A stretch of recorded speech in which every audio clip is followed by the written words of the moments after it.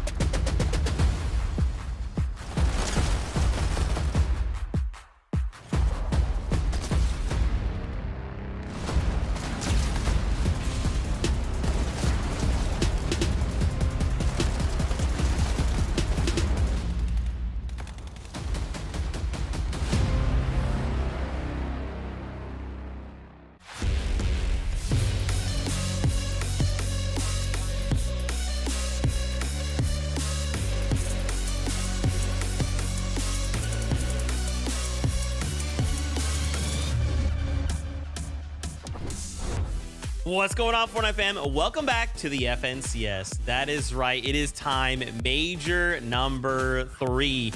Now, first off, we got to give you guys a huge welcome because this is it. The final opportunity for duos to try and make it to the global championships later on this year. Look at these shining faces we've got here. It's Vivid, it's Kelly, my friends. Welcome to major number 3. Guys, this is a very big moment this year. The last chance to try and make one of the top 10 spots going to the global championships later on this year. Let's start easy.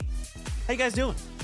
Oh, doing good, Zeke. And the way you're going ahead and set up this major, coining it like the last chance for any of these competitors to go ahead and qualify for what they all want, for the whole reason that they kind of are playing throughout these majors. It's to qualify to an international in-person event, and major number 3 being the last one. And like you mentioned, only 10 slots available on NA. Who's going to fill those slots? Well, it starts, of course, with qualifier number 1. Yeah, and you can see with this being the last opportunity to make it to globals that a lot of players are getting a little desperate and maybe even so desperate that they're willing to change their region. I'm sure you guys have already heard over the last few weeks, but we have had plenty of EU and even OCE champions moving on over to North America, potentially for the chance to claim one of those 10 spots going into globals. That's right. More on that in a second. First, but let's take a step back, Kelly. You've already got me excited. We got to hold on. You're right. Let's start easy. What's changed about major number 3? What's maybe like different coming in? Well, we've got a format here to kind of talk through some of this, but we'll start pretty easy. One of the things I think I'm most excited about, Vivid, is the fact that we're making a return to set lobbies in the weekly finals. Yeah, exactly. Qualifiers 1 and 2, they're pretty much the same exact thing, right? These teams are looking to get series points to go ahead and qualify them for the upper or the lower round in those semifinals. But the big change, like you mentioned, in qualifiers 1 and 2, round 4 will now feature just top 50 and 6 matches, which is of course that set lobby.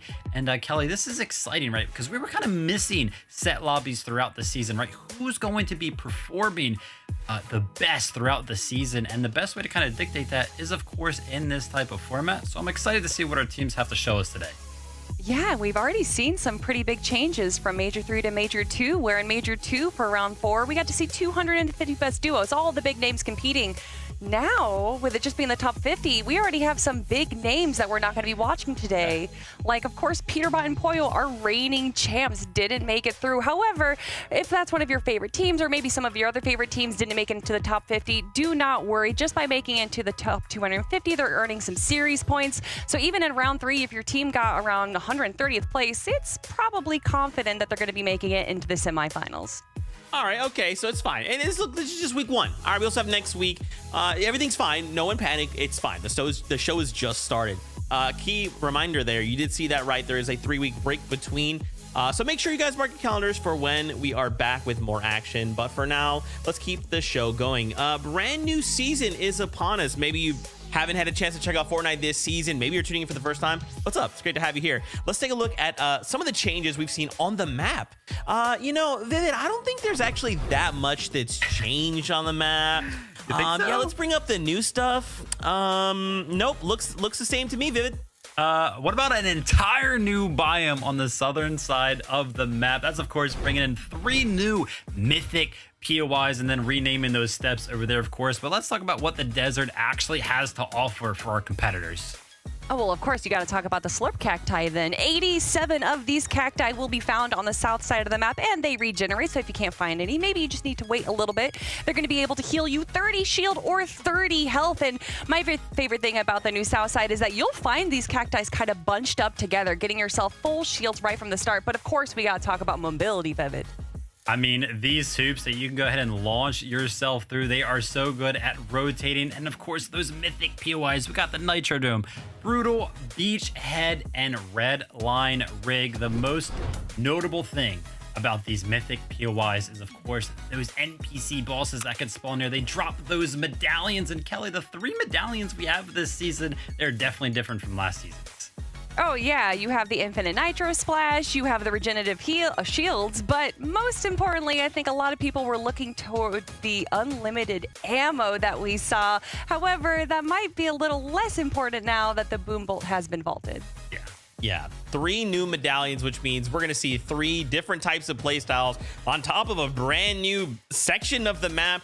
Kelly, you said Nitro. What's that about? What is this Nitro? And, you know, a medallion can give us infinite of it. What is this all about? Yeah, I mean, we heard everyone loves to move. Everyone likes to go fast. So why not go fast all the time and break through walls? It's been a bit interesting. We started off this season, Vivid, with, of course, the gauntlets, being able to break down everyone's builds and crazy mobility. But those have been vaulted. But a new shining light has kind of spawned. The meta change within the season, like you mentioned, with those Nitro Fists being vaulted, right? Players who were taking them, constantly involving them in their loadouts were like, well, now we have a slot open in our loadout. What can we do? Kind of supplement that, and of course it's going to be the Nitro effect. So now the meta for the past week or so, our players, they've adapted very, very quickly, and they've started to carry those Nitro splashes, which will of course give you unlimited tactical sprint and the ability to just break into any box you kind of want to. And let me tell you, that sounds just as crazy as it really is. Yeah, it's going to be a fun time. Nitro, new map, new POIs, new medallions. So much has changed here in Chapter 5, Season number 3. Now, you guys also kind of mentioned previous champions. And, you know, champions here in Fortnite who've already qualified to the Global Championships. They're looking to kind of take hold of some of these POIs. Now, not all of them will be competing here today, but let's take a look to see which of our previous champions have already claimed these new POIs. Exactly. These are going to be the teams that have already qualified to global championships, and not included on this map towards Reckless Relay is going to be Reet and Ritual, but we got Kanata, Cooper, Acorn and Cold, Peterbot and Pollo, and because these teams have already qualified to global championships, in the grand scheme of things, they don't really have anything to quote-unquote play for. I mean, of course, we got the FNCS prize money on the line, but nobody's going to want to contest a team that's already qualified for the global championships. But of course, Kelly, you can only get those uncontested POIs if you actually make it into round number 4. Yeah, a lot of people, the dialogue going around the Red Line Rig is the biggest POI of this new season, but Peterbot and Pollo, who were landing there, are not going to be there because they didn't make it into round 4. So now we have players like D-Roller and Crackly, and if NA is anything like what we get to see from EU, is that some of these teams are probably going to be changing up their drop spot. I can't imagine that POI being uncontested, especially if Peterbot and Pollo aren't there. Ooh, okay, all right. I like this. Let's start fighting over some POIs. Now, before we continue the conversation, I wanted to do a little check-in here with our casters to say what's up. You know them, you love them. It's Monster D-Face and the Best Taco. Thank you, Zeke, and that's all right. I love that we're really hitting on this theme of new, right, Taka, because we have a lot of new players as well jumping in to compete for this season, so I think we can expect the unexpected.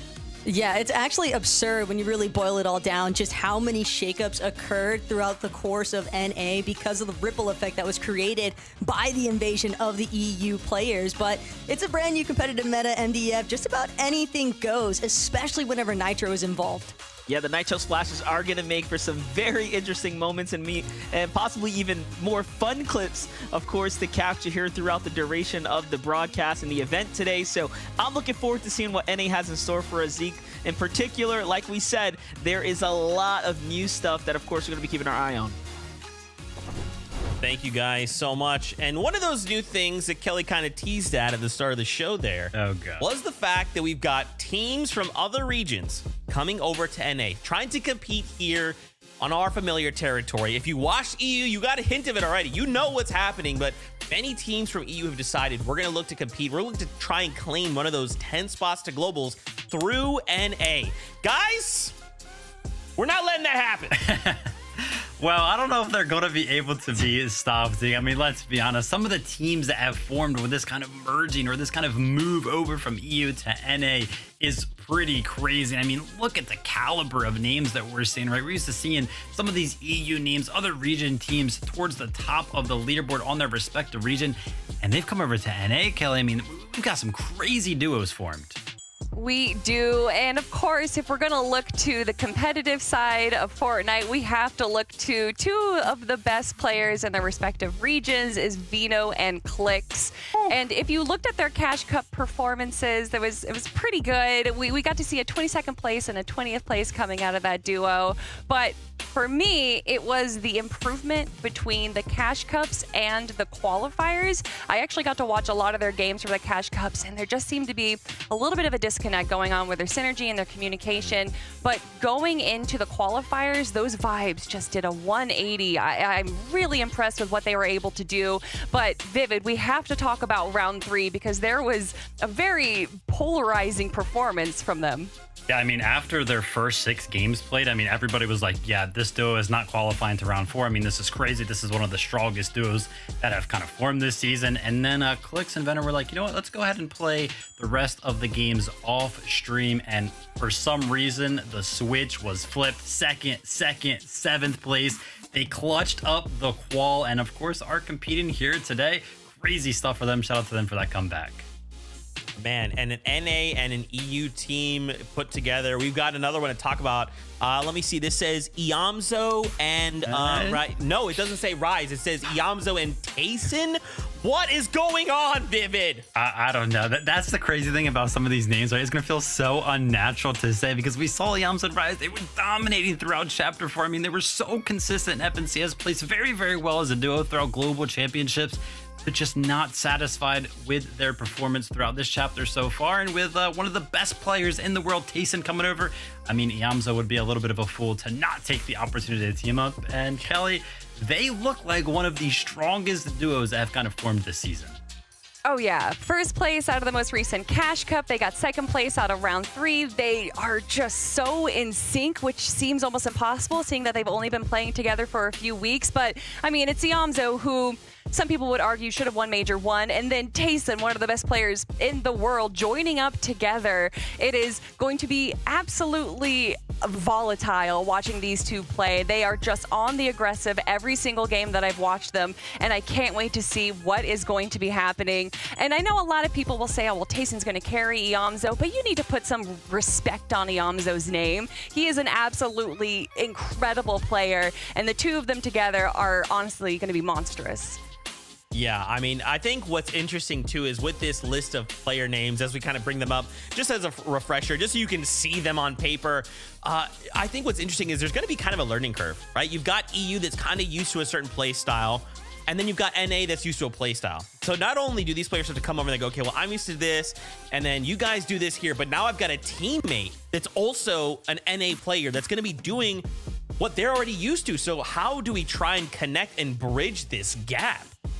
It's going to be pretty difficult, or maybe it'll be pretty easy, right? Maybe it'll be extremely natural for some of these duos to kind of form. But obviously, some of those strategies coming into play for a lot of these players looking to qualify for the global championship, it's not really exclusive to players moving regions. What about kind of the switch-ups that have happened within the region, Kelly? I mean, yeah. Bugha's back to kind of playing with Aviv. We got Muzz and Trashy playing together. Like, I'm super excited for some of these new duos.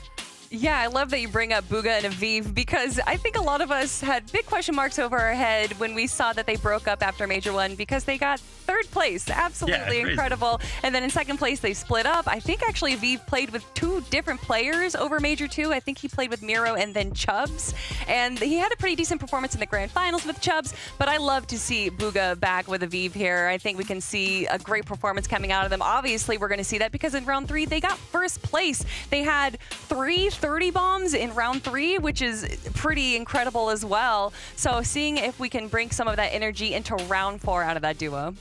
You love to see it. Such so many big changes coming here in Major number 3. And a nice little tip of the hat there really quickly to Alex and Worthy coming over from OCE. So it's not just EU that wants to try and shake things up. It's apparently also OCE. We are going to have a crazy time here in Major number 3. And again, reminder, set lobbies. So it's no more like just jump in and it's all chaos. We're going to have some consistency, which is cool. That's what I like to see. But with that being said, you guys know what time it is. We are getting ready to kick off game number 1. We have 6 on today. How does this unfold? Let's find out together. Casters, take it away. Thank you, Zeke. That's right. Normally we have to wait until land to get a little sample size of the the other regions, but today we have so much to look forward to, of course. And what a treat, Taco, for us to be able to cast over such a variety of players. Yeah, and not only that, but like the mashup of playstyles as well. Just how well some of these European competitors are able to actually blend their overall playstyle. Because you have to remember, Europe, they've been saying, hey, we're the most competitive region. And while I think that that is very strong argument for that cause, I think at the same time, they're not necessarily on the same note as like Alex and Worthy, because when you factor in, those guys are already qualified to the Global Championship. Technically, they made it through from Oshi, so they have a bailout clause in comparison to some of these NA and EU players. Yeah, that's right. When you and also just when you don't have that pressure, right? That pressure looming over your shoulders that this is your last chance to actually qualify, it is a much different story. So we'll see as the battle bus is ready for game number 1.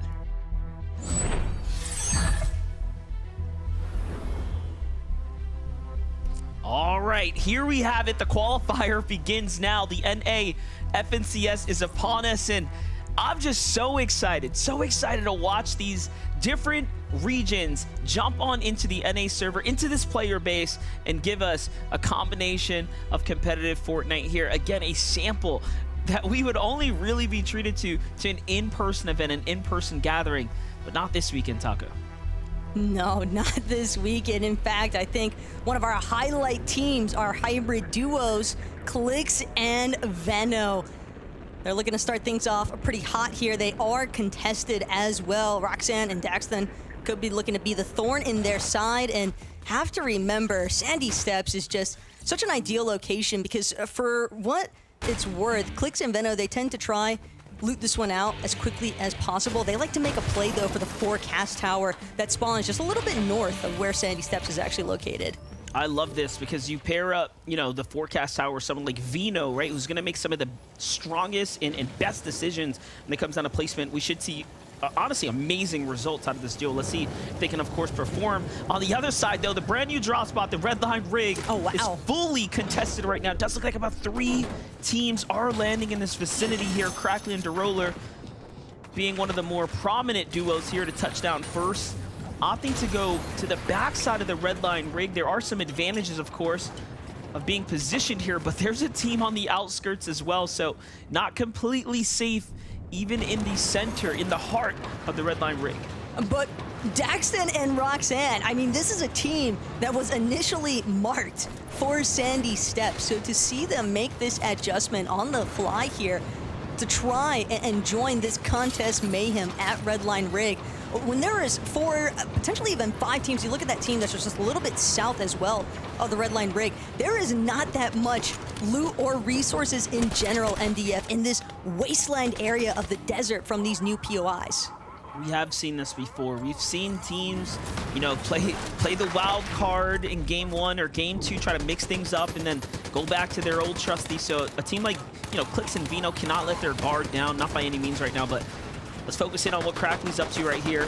Farms up a good amount of metal and then immediately goes for the push right now. Tags coming in from the outskirts, and then the surprise ambush, and it is good for Crackley here to get the 2 eliminations and then turn that around immediately. But remember, he gets the pickup from the loot generated of the down body, so all advantage right now to Crackley and DeRoller. Still has a couple of shield bubbles to play with too if Crackley feels as if he needs them, but for the time being, content to just sit on top of the box here, gets an angle onto Blanc, and that's an immediate drop. Hammer pump straight to the face, and Crackley just continuing to try and clear out bodies, make things as smooth as possible for himself and DeRoller. And Maxers, he's forced to just full-on retreat. He's gonna have to just come back for the reboot card, if anything. And he knows that Crackley and DeRoller, they're probably gonna stick around because you can see that gear icon marked on the mini-map. That does mean that the Machinist is currently located here at Redline Rig, and when you get a medallion that can regen your shield up to 75 off cooldown, MDF, that's got to be ideal grabs. Yeah, and that's the other side of this. If you are just tuning in and you're trying to, you know, wrap your head around why are there so many teams there? That's one of the few POIs that is going to give away a medallion to you, and those medallions we saw last season can swing some pretty favorable situations your way. But let's jump in with Day and Redux right now. Rotating through the middle of the Underworld, we talked about these extra benefits of staying at a strong POI. There's no surprise that the Underworld dashes here are, of course, some of the more powerful things to take into a fight, but It's all even playing grounds here. Nitro splashes out. Okay, we're seeing the walls already being broken into, and it is on. And before they know it, Day and Redux have the advantage here. This teammate or enemy down low is dead to rights if he can't make a move. And there it is, a trade on both sides here, Taco. Yeah, Lin tried to see if they could try and escape, but it does come at a little bit of a price here. Day knows. Coast isn't clear just yet. Still needs to take care of Antonio, and Day trying to get an angle. Looking for that right-hand peek, but has to go for the reload. It's going to be Antonio with the absolute turnaround. Day and Redux with an early departure here in Lobby 1. And Antonio still might not even get to celebrate that victory because King 1 hot on his heels. He's got that Nitro Splash effect enabled. Miro going to try and cut him off, and that will be an immediate send back here from King 1. But at the same time, NDF, the damage has already been done. That was insane. I did not expect, you know, Day to drop that battle right there, especially given that he had the advantage even of the camera angle, the right-hand peek, just everything going for him. So unfortunate, and it does look like, I think Antonio was picked up there potentially as a cursor just vanished from the map, likely to the hands of Miro there. So that body tag actually made Miro even second guess of whether or not that was a full duo. Jump on over to one of the favorites right now. This team right here, the surprise duo, I would say, of all the combinations, Tayson and Yamzo, absolute elite individuals. Not including the NAC merger, this is the most players to ever change regions in a single season. You know, give that credits to the events that have been happening here in the North America region. So very fun stuff happening right now. It's never been more exciting than this. The key word, though, is favorites, because Tayson and Yamzo, since they linked up, they have just been absolutely dominating a lot of the competition taking place in North America. And not only that, but they're looking to keep the ball rolling. And another duo that I think has really started to shock the region is definitely Bucky and Okis. Bucky, very open on socials. I'm not going to bother streaming the event, but we know what he is capable of. He wants that redemption arc, and he's looking to find it here in Major 3. Just the fact that he made it through to round number 4, I think, has just put his signature, his stamp back on the map. They are not a duo that teams can afford to overlook. It's interesting to see someone like Bucky make it this far into the tournament setting when there have been some given upsets, and he's, you know, hit or miss half the times, but, you know, paired up with someone like Okis, I am excited to watch. Here's one of those EU-NA duos, two just kings of their regions. You got Pink here. We got, of course, Miro, the multi-FNCS champion. This is a very, very fun duo to watch. Pink, if you remember, back in the last season, we had some very fun statistics showing accuracy of builds made while in, you know, combat settings, while in fights. Pink was one of the most accurate, so never making the mistake when it mattered most in fights. Paired up with Miro right now, if he's bringing that same kind of energy, right, to this duo, they could be one of the surprise ones, right, that come out of nowhere. That's for sure, but again, my heart broke a little bit when I saw Pink and Vico split up, but once I saw the reason why, and the fact that Pink is now united with Miro, that is, again, just another powerhouse team that it is bound to cause some disturbances throughout the course of a lobby and just how the map is going to be able to rotate throughout it. Some action taking place from some of these search towers, but right now it's all about Ritual and Reed, but they're not going to be left standing any longer. Ozone, a little bit of an upset play here, holding his own up against the likes of some of NA's finest, and Lawrence definitely cheering his duo on the entire time. There is no better feeling, no better surge of momentum either, Monster, than watching your duo win a play like that. We're seeing a lot of clutches from the, what I would call the underdog duos in some of these clashes here. We jump in with Snacky in Magia. Got to watch a lot of fun gameplay from Magia last FNCS finals. He pushed through the qualification of those lower brackets. If you remember, one of the last few to grab that slot. Switching up the teammate now with Snacky. Snacky, who's of course a veteran. But ever since the region's merger, he's been having a harder and harder time, you know, really picking up a standout performance. As things have only grown more increasingly difficult here in the NA region. Got to be careful though. The team lurking right above. Mashi has to be calling something out here, but Snacky isn't putting up walls. Wait. That was a big concern there. Yamzo gets a few tags. What do you think is going to happen here?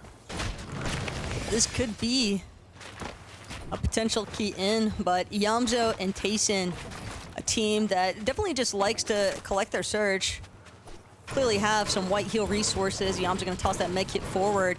Prioritization seems to be more so on just controlling the direction that that team behind them actually ends up rotating. Their backside now completely clear. They forced Snacky and Magia to essentially push even further west of their current position. So they'll have a slightly easier time whenever they enter the edge of zone, knowing that they're not going to have to necessarily worry about that duo trying to pressure them from their back.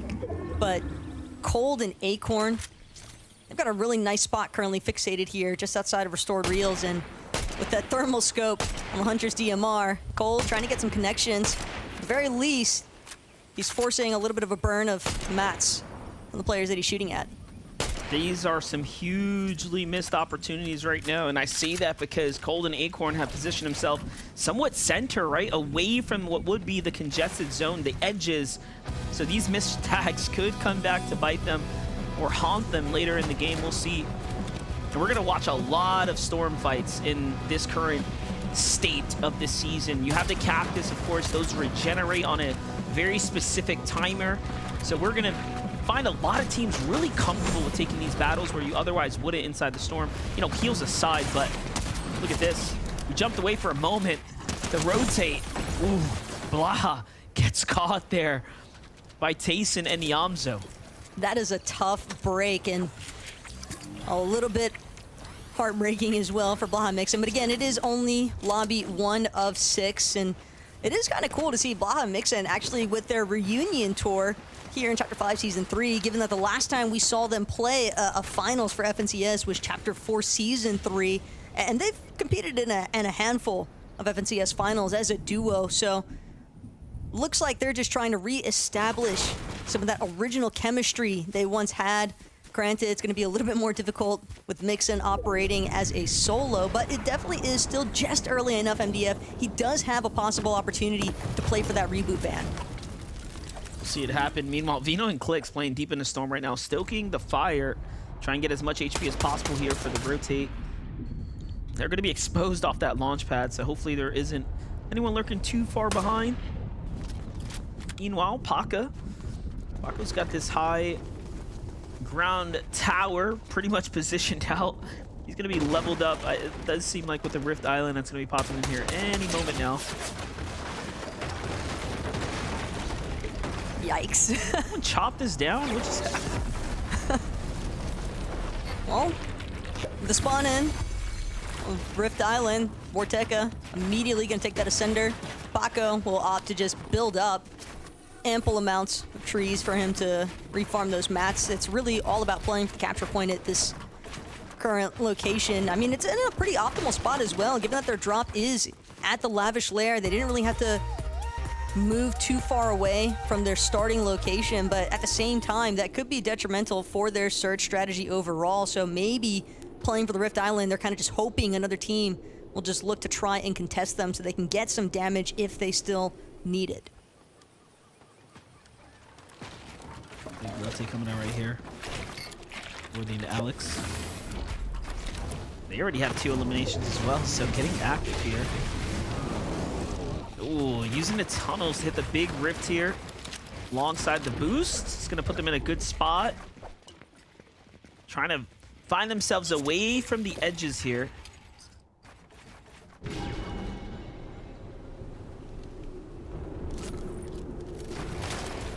And again, Paco, Vorteca, potentially hoping for a fight. Seems like it's definitely been delivered right on their front doorstep.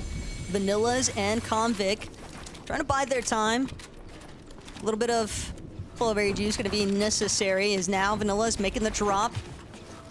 Top side of the cone for the time being, but again, building right back up. Seems as though Vanilla's is just content to hold this slight height position, maybe get a few surge tags from teams that are surrounding the outskirts of that underside of Rift Island, but when you know that there's another duo directly underneath you, you can't ever feel that comfortable. And now, again, one more time, Vanilla's trying to see if they can maybe look for more of a side angle approach, potentially. Surely they're not going to want to sit for much longer here. This is slowly becoming worse and worse right now for Convic and company. I mean, he's using a bottom material. Paco and Tekka here are already on the, way out, essentially, as they're trying to get their material. So these are two teams that are desperate for material that both haven't had the time to actually farm up just yet. And this is why Paco is recognizing, okay, I got to get these, brick reservoirs locked in now before someone else does. Meanwhile, on the other side, Bryson Bolts, full-on clash up against Duke right here. Sphinx is already taken down. Bolts content with the finish here. Duke's now angry as ever. Breaking through the builds, tries to turn and burn, but not get enough there. Bryson Bolts get the elimination and the full credit for one. And that's going to set themselves up for a good mid-game now. It's definitely a nice little refresh delivery, but the fact that Dukes is in that position in the first place leads me to believe that Sphinx had encountered some early difficulties for their surge strategy. Still, plenty more games for them to play out. Again, only lobby 1 of 6, and the damage threshold for Storm Surge. Vanilla's trying to get active, but it's not the same team. It's actually going to be Flix and Pilot that Vanilla's and Convic have set in their sights now. Convic looking to see if he can close in onto Pilot, but that's going to be an immediate rift out. Pilot nearly down, just needs one more tag to confirm it, but Vanilla's, he's not going to be able to find it just yet. I really, really love the aggression that we see play out, but Vanilla's all of a sudden gets turned right back around on. It looks like he's already lost the effects of his nitros, and he is on the run here. Look at the builds. He's got 3 builds to work with here. Has to hope that Convic comes up big. And Convic does. DJ someone completely different. Just dropped in out of nowhere, straight out of left field, honestly. And that's going to be a big sigh of relief, though, for Convic and Vanilla's. Split the mats almost immediately. Just try and recuperate some of what they lost in the process. And it looks as though Pilot and Flix, they were able to bail and entirely mix in. Now going to find himself in the same position that Baja was earlier on in this match, fully eliminated. But their gameplay is still going as long as Blaha is still standing. And with that Nitro Splash in effect, might help Blaha close the gap, find a slightly better position. You see how fast Chimp and Scissors jumped in on Blaha's box right there, by the way? Yes. Had he not decided to move, that was it. So very, very great decision making there to go in and get pretty much dead center right now. Hound and Mason jump on what was left of his teammates' loot here. You have options. Extra Nitro Splash to utilize here as well. Meanwhile, in the Storm, hello, Buga. How are things looking for you? Looks like he's trying to hit the little reboot van here to get a Vive back in the game. Seems like things are going south for Vive and Buga right now. Definitely not what you would expect, especially considering that this duo for round 3, they led in first place with 676 points. Tayson and Iamzo, round 3, they were second up, but they had 541. A pretty distinct gap that is a big indicator that Aviva and Buga, they've definitely locked in on a successful strategy for themselves for as to how they want to play this competitive meta, but that is a massive setback when you have to play for the reboot this deep into the match. So many players already getting situated inside of zone. Players claiming the low ground, players claiming the edges, and they're going to have a little bit more influence for some of those late stragglers like Aviv and Buga when they start trying to rotate in for exactly where they can rotate through. It's pretty exciting seeing Miro and Pink in such a strong position as far as overall material, loadout, look is concerned. You know, we haven't really gotten to highlight Miro in the last few seasons, But let's jump in with Rise here. No Ager, solo right now. Still somehow above the threshold with the elimination, so things looking pretty nice. All things considering here for Rise is he's not going to have too much to worry about this zone. The time to move is now. Shows the rest of his teammates loot. He's going to pick up what he can here. Oh. Like, how do you prepare for that one? You didn't even Don't. hear them coming. You just see the builds get broken straight into. It's so chaotic, and poor Rise, man. He just popped one Nuka-Cola, already forced to expend his second one. A very valuable resource for a solo at that, and now he's just down to 2 final splashes. He's got at least 95 left in the club area fizz, but at the same time, Monster, without any sort of white heals, he's essentially forced to try and play on the backside. He's looking for a slightly later rotate, hoping that nobody notices him, kind of ending up towards the edge of zone a little bit after the fact. And I like this slow play position, though, from Rise, and wouldn't be surprised to see him come up with something big. I just love how the Nitro Splash is so valuable. Even though he's solo, he's like, I'm not using it yet. If I can get it without it, I'm going to do that first.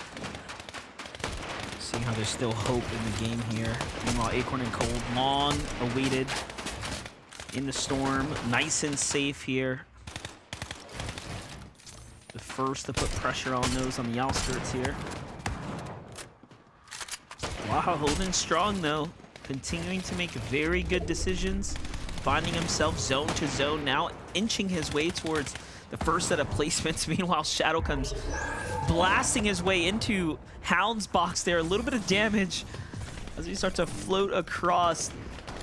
Look at the elimination counts here for Ianzo and Tayson. 5 so far for the duo.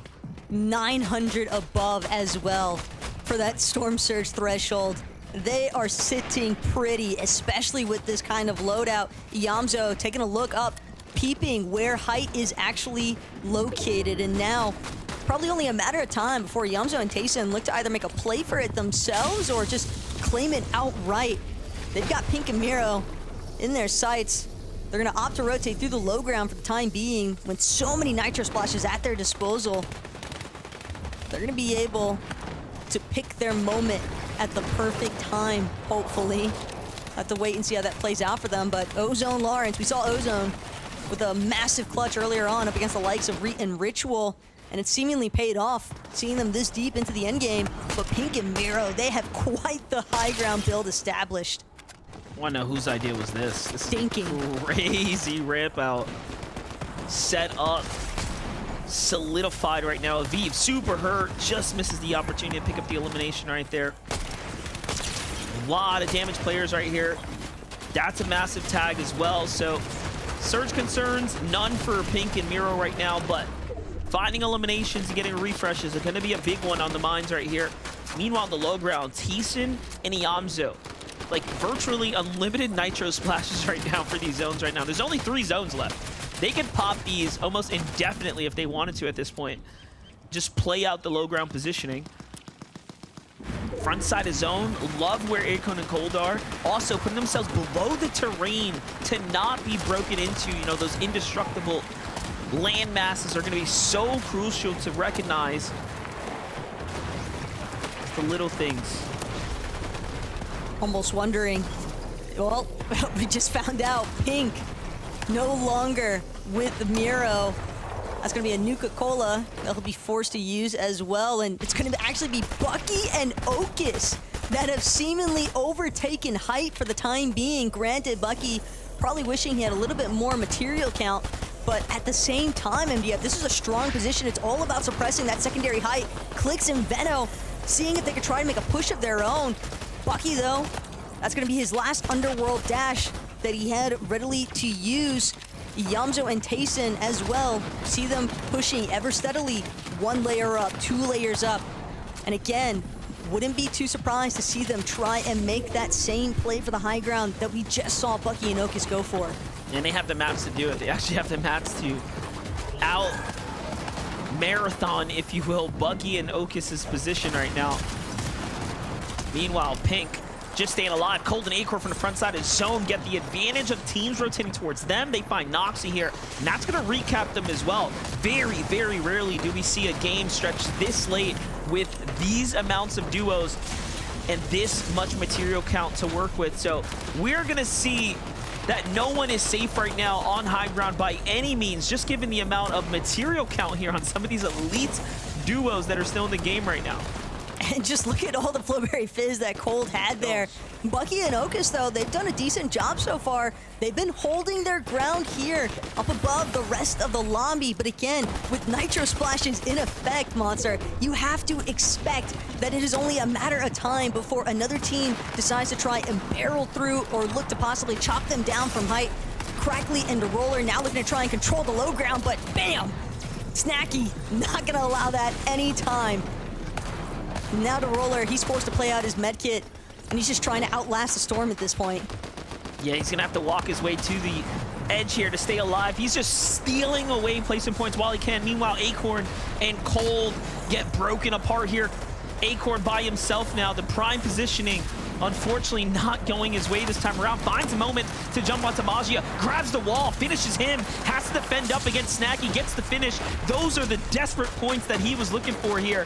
And Snacky, although he has the splashes here, he did not find a successful way into the build here. I don't know how Acorn is still standing, but he does remain in the conversation right here. So far, so good. Meanwhile, on high ground, Snacky finds the high ground position. Bucky and Okus broken apart as well. Okus is down now. And it's looking like all solos minus Tayson and Iamzo. Tayson and Iamzo thought they were going to make a play for height sooner, but it seems as though they were content to just completely control the low ground instead. Tayson, again, finding another knock, just assisting alongside of Iamzo. Both of these players, though, doing such an excellent job at tarping forward. They've got completely uncontested ground laying out in front of them. It's only Acorn with 4 HP just about if they break through his shield. But Acorn trying to make a massive play. Good side jump. Snacky actually going to be the one to find Tayson, though, in the feed. Finishes him off there, and just like that, Acorn levels the playing field. Look at the HP counts. No one is safe. Iamzo falls into low ground, and now it's Vino, the king of EU here on the NA region, looking to lock in this first win potentially, but Snacky dips into the Storm with the early heal here. It was a little too early though, if you ask me. Vino walking his way, the smarter move to stay alive. It hits the shot for the credit of the elimination there in the end. That's just extra points at the end of the day, MDF. Veno likely wasn't sure if it was going to come down to a heal-off or not, but I'm right there with you. Snacky just a little bit too preemptive with that medkit. At the same time, though, the chaoticness that unfolded, so many solos just forced to try and duke it out at the end there. One thing we love about Vino, the confidence, right? He's been talking about how he's going to show up here on the NA region. You know what? When the pressure's on, when we're in these set lobbies here, this is where he shines best. Decision-making at an all-time peak. Congratulations to Clix and Vino with a Game 1 win here to kick off the NA qualifier. And I mean, Taco, there was a reason, right? We were looking to these EU duo hybrids. Hey, there's a reason too why Clix and Epic would split, because Clix completely understand when it's Veno that you're looking to play with, and Veno indicating exactly what he is made of. But we've got all the action and plenty more to come, so make sure you stay tuned as we'll be right back after the short break.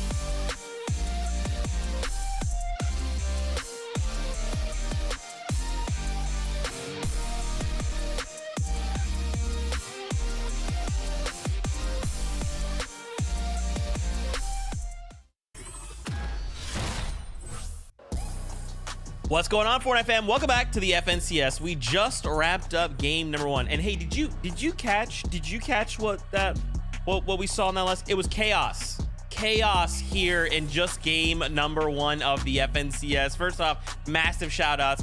Clicks, Veno, they got themselves the first game of the day. Wow. You know, as MDF said before we went to break, yeah, there's a reason we're looking at these hybrid duos, right? Clicks obviously from NNA, Veno coming over from EU, and now they're looking to make a statement. Hey, NA, everything you thought you knew, all the comfort that you had, all the, you know, easy time, so to speak, you had, well, I'm Veno. I'm here to shake up the whole region, baby. You saw that top 9 is when Veno was a solo, right? Started that clutch performance, and being a solo in a duos competition, this is crazy because like Fortnite, sometimes it just surprises you, catches you off guard, because we were like watching Snacky kind of 1v1 Acorn, who was very, very low, and then we like blinked, switched around a little bit, and then, you know, 3 seconds later, Snacky's just like on the higher gun. Another couple seconds later, Veno's on the higher gun. Ends up winning the game though. Kelly, I feel like if Snacky played that med kit just a little bit later, he might have had a better chance. Yeah, but when you're going up against a player like Veno, it wasn't even down to the heal off. Veno literally got the final shot on him to grab that elimination and just a few more points. But I want to go back a few weeks when Veno first came over to NA and he said, you know, I want to give Clicks his first win for the FNCS. And after that game, it's looking a lot more likely. I mean, yeah, this is not something we're used to, right? We don't often see players come over and then come out with a bang, right? This is Veno.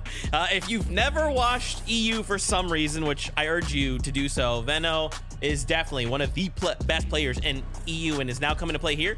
And you pair him up with Clicks, I don't know what is happening anymore. It's just going to be amazing. Let's take a look at the standings. Let's see how things kind of went after just game number 1. Again, very chaotic. That Nitro playing a big factor. No box is safe. But as we kind of turn attention to these standings, guys, there's 3 teams that are kind of leading the pack here. Yeah, I mean, why don't we talk about the duo that was doing extremely well? I mean, when we first tuned into them, Tayson and Yamzo, they had 5 eliminations in 8th zone. It's like, whoa, where did you guys pick up all of those eliminations from? Of course, ended the game with the most as well, with double digits, 10 right there. And what a play style from them, right? It seemed like they were able to play multiple different ways that game. Yeah, I love that they're sticking to the mid ground right there. Obviously, low ground's going to be very chaotic with the Nitro, and they didn't really seem to try and fight for high ground. It may have been that it was so chaotic that they didn't find any value in it. Instead, stuck to the mid ground. You can see that they're kind of chopping up the high ground, as well as going for the eliminations on the low ground when it is necessary. So they're able to end that game with so many eliminations right from the get-go after game number 1. It's definitely going to set themselves up for the rest of the day. Trying to go for a cheeky play there, Yamzo. I almost, you know, it's so funny, like, Vivid, you joked, but, like, I almost wanted to say Yamzo and Rise. It's Yamzo and Tayson, Zeke. Get it together. In 3rd place there, though, Maji and Snacky. Also having a really good first game there, kind of making it to that top 3, kind of showing off, hey, look, listen, I don't know what's going on in NA, but if there's one thing you can count on, it's Snacky. I mean, Snacky was popping off. Somehow Bucky and Okus were on height as a duo, by the way.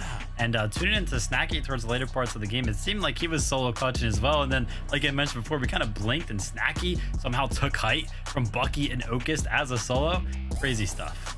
Well, if we're going to talk about solo, we have to talk about Acorn staying at 4 HP for 2 zones there at the very end. My goodness. But if anyone's going to do it, it's Acorn and Cold. Acorn, one of the most incredible players from North America, one of the most consistent players as well. And even when he loses his duo made of Cold, he's still not going down without a fight. Yeah, I mean, listen, I kind of thought about it as we were watching this game. I was like, you know what, this meta might be very, very good for Cold, actually, right? He's somebody who likes to be involved in those kind of box fights. He's somebody who thrives in those little micro adjustments, those micro mechanics that are required to actually win these box-to-box duels. And as you can see right there, as I say that, you know, a missed shot is going to cost him that elimination right there. But yeah, this meta could be very, very good for Acorn and Cold, a team that thrives on being very, very calculated, but then Cold always there to be mechanical.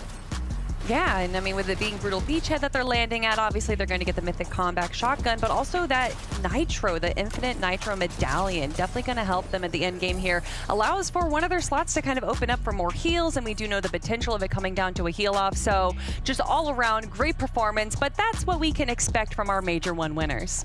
Yeah, these guys are already qualified, right? They're already got their spots at the Global Championships, and now they're just looking to say, hey, look, Infinite Nitro, whose box are we jumping in? How are we going to look to make sure no one else can compete and just kind of gatekeep those spots, right? With 10 spots going to the Global Championships, you know there's a couple names that have already qualified. They're already good. Now it's just, who do we stop? How do we make sure that it's very difficult for all these teams trying desperately to make one of these top 10 spots? With that being said, though, I know you want more action. Let's get back into the chaos, all right? We've got your casters, MDF, and the best taco standing by. So, friends, what are you? Yeah, that's right. And, I do just want to touch on the Game 1 winners there because, it is worth mentioning we've never seen Clix better, right? We're watching Prime Clix and arguably a Prime Vino right now paired up with one another. And it is very interesting how, teams with no chemistry, right, can get together, but just based off of pure skill perform so well, Taco. So I do think we're going to see all these hybrid duos up at the top, snatching up spots from other NA players. I think part of it, though, is that Clix and Veno, all of this has basically just been a learning process for each other's synergy. It's been a tough ride as well, but Veno, he's out here looking to defend his reputation, and when you start off with a victory royale in Week 1 quals here for Major 3, that is a pretty massive statement, MDF, and excited to see what happens and how things shake up here because we've got lobby number 2 ready to go.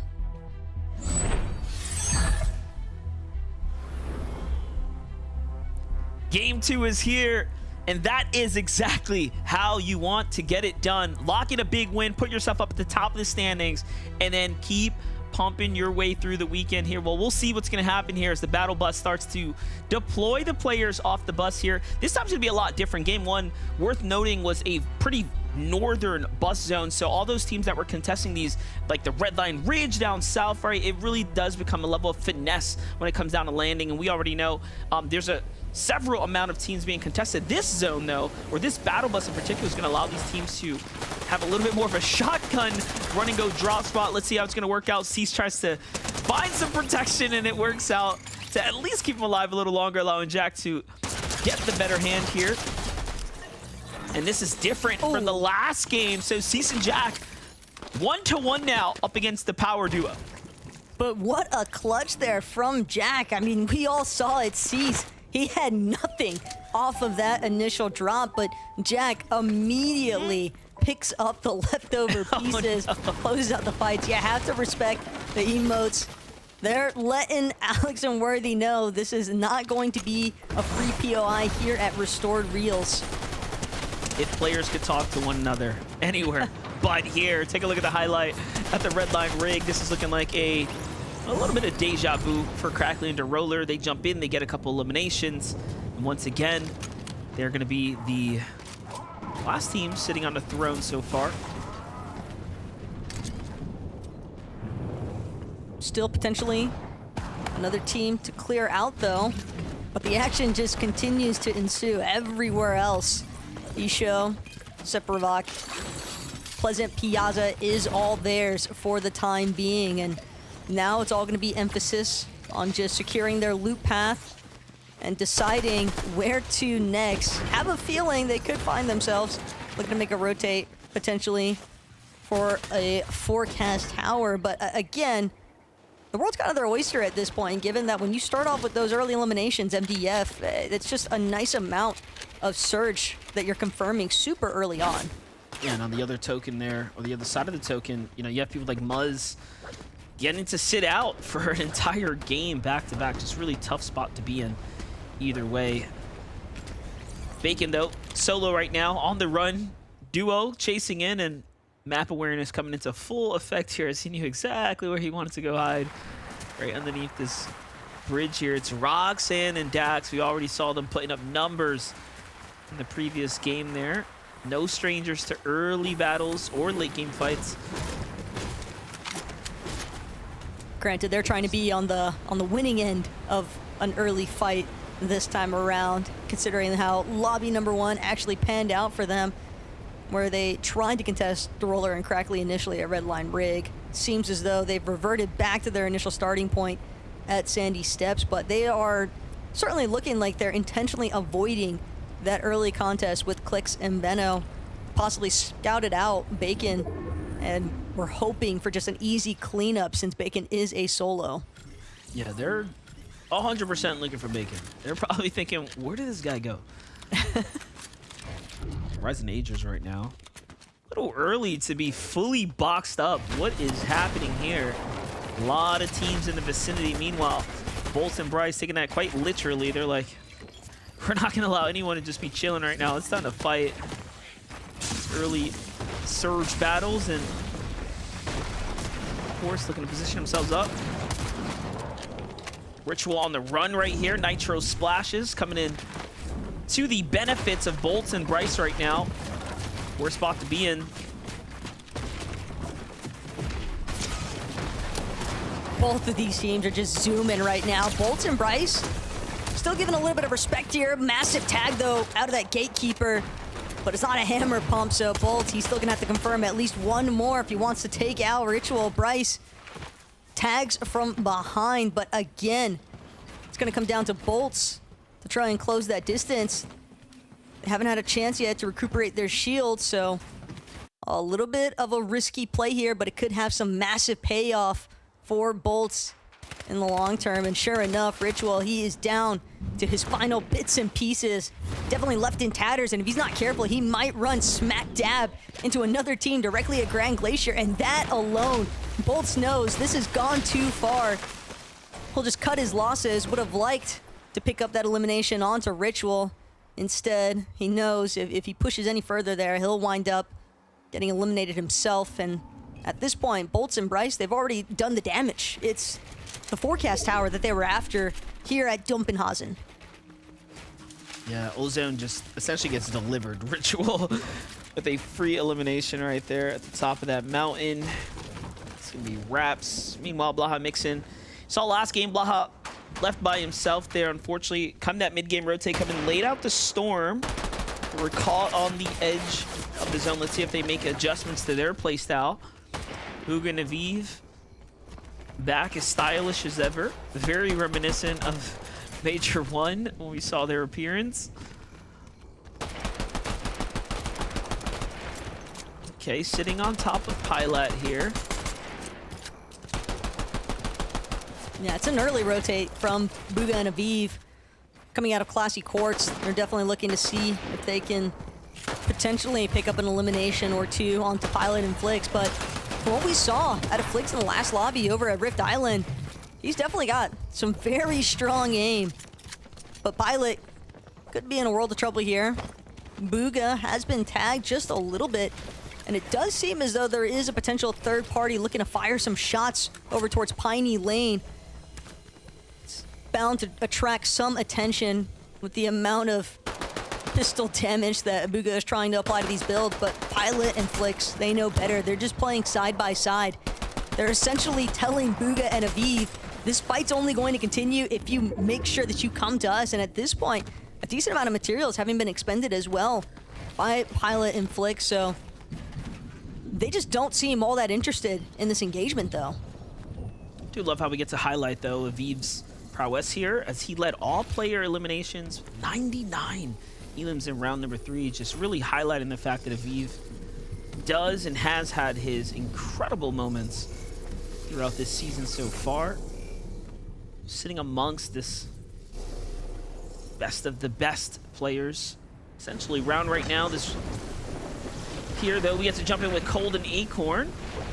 2 angles onto Snacky and Mazia. They have no idea Cold's behind them. Something, though, tells them to block a wall behind them, playing it safe. And Snacky, though, no roof there. Cold immediately initiates the fight here. Already under the effects of the bash there to be able to get inside with the Nitros and see how it's going to play out here. This is what Cold does best, cutting off his opponents here. They own the top layer. He owns the bottom now as well. And just like that, before they even recognize what happens, each player picks up an elimination. Cold and Acorn come out ahead. Max material count, all the damage that they were looking for, and that's our second place team there. So they're immediate competitors as far as the standings are concerned right now. It's going to jump them straight ahead. Yeah, it's definitely a massive shutdown by Acorn and Cold. A huge setback, right? Exactly, and it's going to leave Snacky and Magia in a position now where With the 4 remaining lobbies, you know, now they've got that thought in the back of their mind, hey, maybe we have to worry about this Acorn and Cold rotation each time, because they're looking to try and make that move through dead side instead. Cut off immediately. So I like the adjustments though from Acorn and Cold, and love that pincer maneuver as well. It's just a classic really from those two. You see Acorn on the front side of the boxes. You got Cold pressuring from the back. It just doesn't leave a whole lot of wiggle room, and it can be tough to micromanage what's actually occurring when you have the Nitro splashes as well, just tearing through builds. And you have someone who just performs, you know, at his peak when he can take you and be aggressive in a box fight engagement. So Cold has, quite honestly, everything that he needs going for him, and Acorn couldn't be more, you know, have a more suitable duo. We already know that they are, I guess, now becoming one of the most long-standing duos that at least are remaining, right, in the current stage of the, you know, the FNCS as far as the last couple of years are concerned, and they just will continue to perform. I do expect them to be at the top of their game, and the season so far is shaping out to be a very good one here for Cold and Acorn. But Vixen and Blaha, story continues for them. The rotates are in.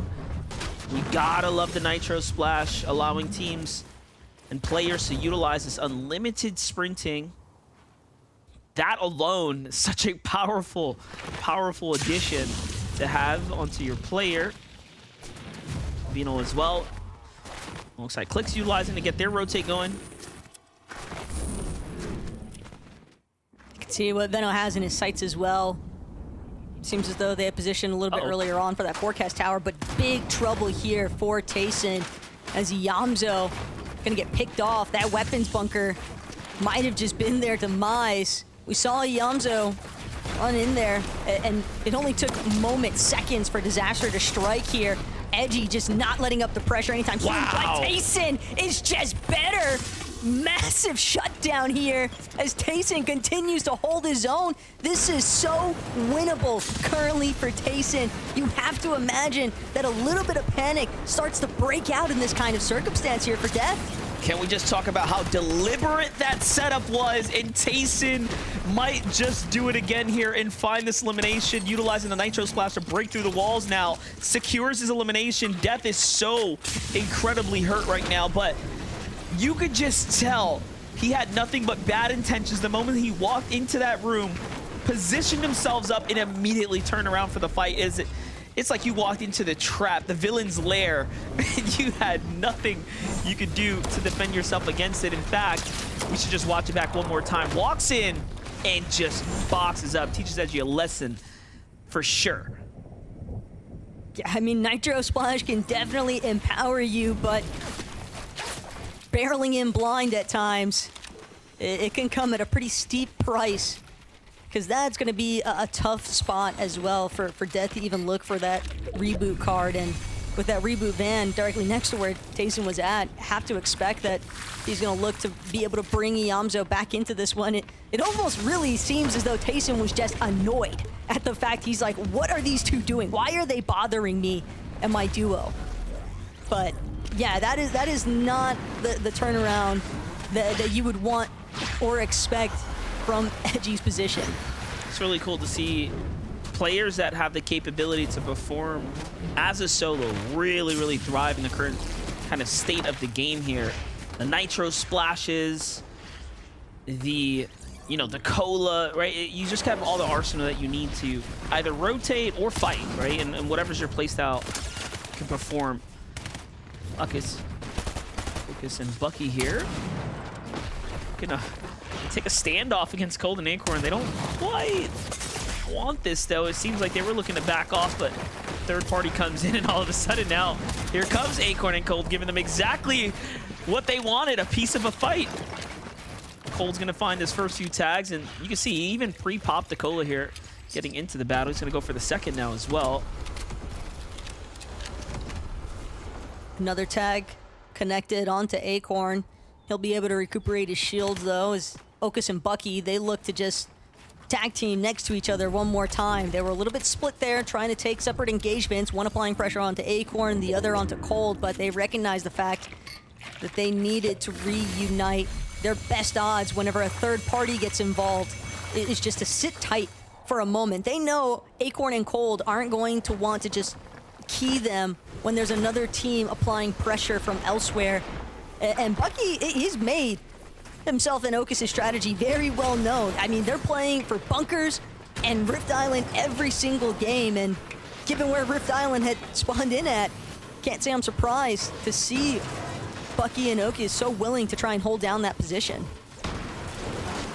Do keep in mind, Taste and Yamzo are playing off the reboot, and now look at this, right back in the game as if they never had that little hiccup occur in the first place.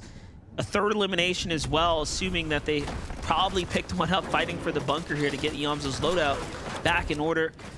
Vanilla's and Convict on the Rift Island here. The second time now. Seems like they've decided to go ahead and fight for this. They've got much more company this time around here and a lot earlier.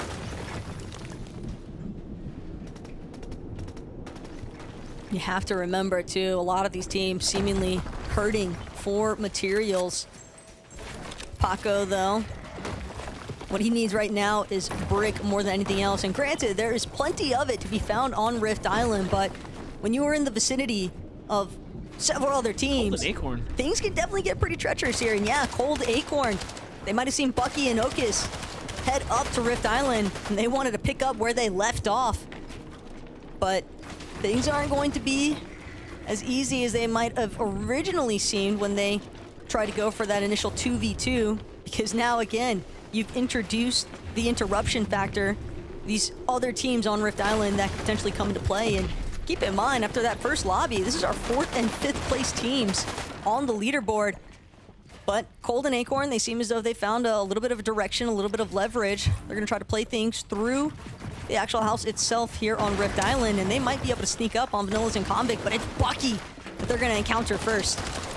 this is big for Cold and Acorn. I mean, what's going through their mind right now is that they're in a situation here where they need the upgrades, but they also need the loot. They need more material, right? They're not quite set up for a big splashy endgame. So an elimination here, finding a full pickup would be quite favorable so far. They've already found some mini shields. They've already gotten a little bit of mats off of this. What more can they steal now? Well, for a moment, they were almost in a lot of trouble, but the damage threshold seemingly jumping up in their favor. Booga attempting to rift in and immediately gets knocked out of the skies for it. Well executed play there from Vanillas and Convict. They're just steadily aware, but like the fact that they bailed out of that position from Rift Island. Just too much company for their liking. Rather create some space, box up, and then look to see where they should head next. But they might even be able to scoop up another couple of eliminations if Paco and Forteca aren't careful. I will say, all credits to Booga. Like, how do you know if there's 4 teams on the Rift Island, right? You know, from his perspective, he's hearing shots go up above. He's probably just Cold trying and to rift. Acorn. Yeah, he's like, oh, this is a great time to rift. They're fighting up there. No, because meanwhile, there's also Vanilla just, you know, up top, not necessarily engaged in the antics happening up here. So, all in all, a little unlucky. Those kind of things are gonna, of course, happen. But Cold and Acorn feels like they are starting to overstay their welcome. And I mean, Okus has got to make a move here. I don't think the Nitro Splash is going to give him any extra whites, so it's all or nothing here now. At this point, Okus knows that he is toast. Acorn gonna get credit for that elimination. Nitro Splash immediately running off. Now it's all about heading into zone themselves. Bucky likely picked up earlier on by the duo of Cold and Acorn.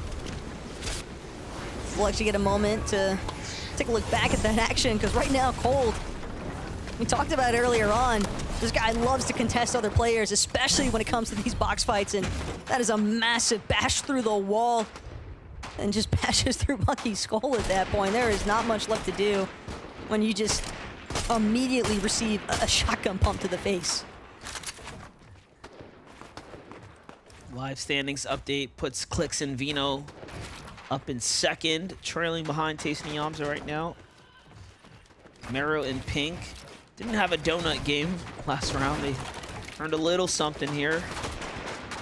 Now is where things are going to start to really pick up the pace as we are approaching placement thresholds.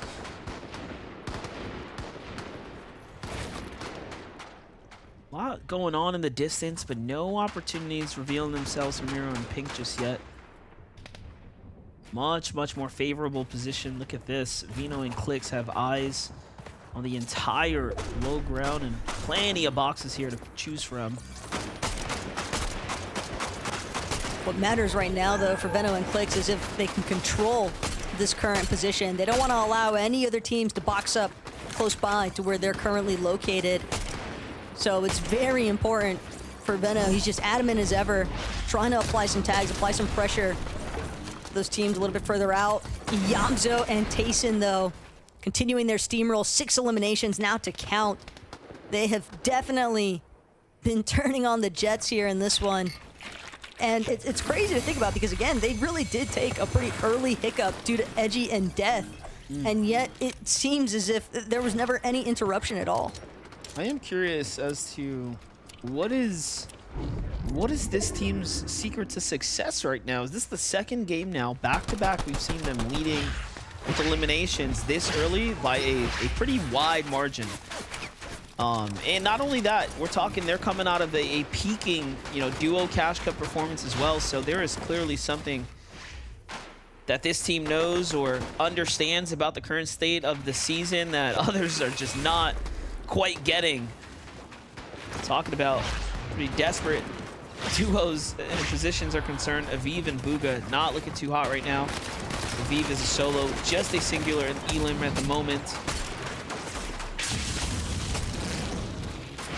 It's looking like a slightly better game here for Day and Redux, but they'll find themselves, at least Redux, with an elimination here as Miro, Pink, looking to pick up the other now onto Day. They spotted out the fact that at least one of the pair had gotten knocked earlier on. They knew that they could just charge right in off the Nitro Splash, and again, good little materials refresh that they seemingly needed. A couple of players kind of hanging towards the backside of his last zone, but Ozone curious whether or not he's going to be able to find the tags that he needs to get himself above that damage threshold. Right now, the Storm Surge is seeming like his biggest opponent. I was going to say, we haven't seen Surge last very long yet, although this is only the second game. Look at this, 10 eliminations now for Cold and Acorn. I might have spoke too soon for the likes of Tayson and Yamzo with the elimination leads. Conversation. And then Cat material as well, so not any pushover duo they just took down. They took down a team that was very well suited for an end game there. This is just very much looking like it's like a feast or famine. The teams that are succeeding, we are seeing them just max material count, plenty of shield, ample nitro splashes, and then you've got players like Ozone that are just struggling, depleting every single one of their shield resources that they have. And for what? Because at this point, Ozone, he's just looking for that one extra placement, just a little bit more. Maybe he can find that tag that he needs to come up big, but it's going to be so difficult. If anything, he could play spoiler here for Crackly. Currently, Ozone, though, missed the opportunity. You can tell that he wants to go back for more, but at the same time, when you're dealing with the likes of a duo as a solo, but he's just desperate. He needs damage, and he has to find it now. I think he was looking back and probably thinking that Crackly was a solo, given the limited amount of tags, and honestly, it might be working out because they have to surge on top of them, and Ozone barrels his way in, misses the down body, though, and those... Oh, no, he did get the tag. Okay, oh my... there's the damage he needed. He's at a single HP here. I mean, do you even use the Fizz at this moment? I guess the 15's not going to do much for you, but it's better than nothing to give him some HP to work with here. He needs that loot, and he needs it now. And there he is, going to start ever slowly working his way towards it. Still very much cautious. There's a fish. There's 4 fish. Okay, that's actually a major find right now. But is it enough is the real question. We are watching Ozone, though, just continue to try and secure placement points, if anything. That extra elimination definitely paying off for him, buying him just a couple more seconds, if anything. But when you look up at height, it's all about Vorteca and Paco. And they are fairly far up currently, MDF. Without the Boombo, you would think that height could be free, but the chop out, not going to be too much of a threat. Vorteca still had an underworld dash to use, but now it does expose them to that secondary height layer and potentially getting overthrown if they're not careful. They've got to make sure that they continue to suppress these lower layers. Otherwise, they might find themselves getting chopped again, but this time eliminated. Yeah, we have yet to see a team take height that early, that high, and be successful.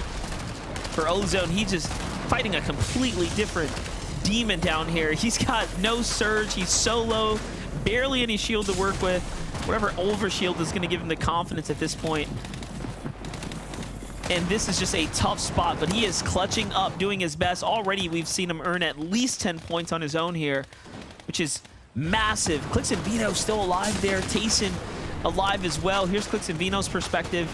Looking a little worse for Wares. A lot of heals to work with, but no time as they're in a race against the clock here to get to the front side of zone. They're looking up, trying to get this back-to-back right now. The edits are open.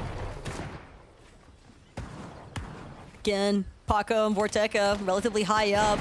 Veno and Clix likely going to look to start chopping sometime soon, but they're still trying to be careful. Cold didn't see it coming. Gets knocked and taken down there by Miro. So one more time, we're going to have to see how Acorn is going to operate throughout the rest of this match.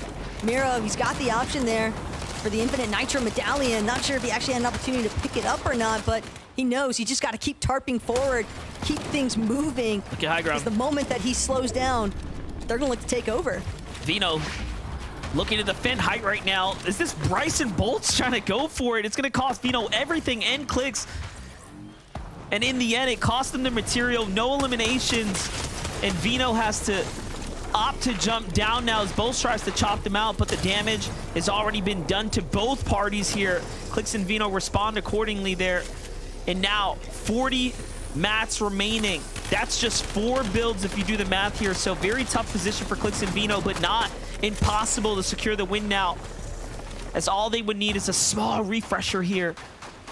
Bulls hit by another team, so Sphinx, Paco, Dukes. It's just a melting pot of action happening here on the mid-ground layer. Sphinx breaking his way into the builds, met with a huge shotgun shot. It is just tough stories unfolding here.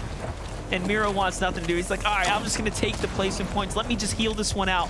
Ride slowly here into the sunset. Veno and Clix, though, they've done a decent job at just maintaining their current height leverage. The zone maybe going to do them a slight favor here. Click's going to opt to drop, though. He didn't have any builds. He's just looking to get eliminations, cause some disruption towards these teams on the low ground. Veno going to drop another layer or two. And again, just working his way down. Knock after knock, elimination to secure it. Veno going back to back here with the victory royales. I was going to say, the moment I saw the cliff getting the zone pulled over it, that was it. All Veno had to do was ride out the safety of the zone, and he does just that. And in valiant efforts, Clix, of course, jumps into the mix there to throw his hat in the ring, put his damage down, and in the end, they go back to back now. And all right, I think eyebrows are being raised here on the NA region with Vino and Clix absolutely popping off right now, playing exceptionally well, and you just don't get any better than this. There's the tag onto Pars. What a beautiful, beautiful shot there to win it all. And Clix and Vino do it again, this time in even more spectacular fashion, as Clix was a part of that conversation all the way through to the end game there. You can just tell the amount of trust, though, that Clix had in his duo. Typically, when you see a team in that kind of position, you might maybe have them contemplating, okay, do we split the little bit of materials that we have left, give Clix at least one wall to work with? But no, Veno, he said, I got you. And well, the rest is history. Game number 2 has been locked down one more time by Clix and Veno, but we'll be right back with even more game action after this short break.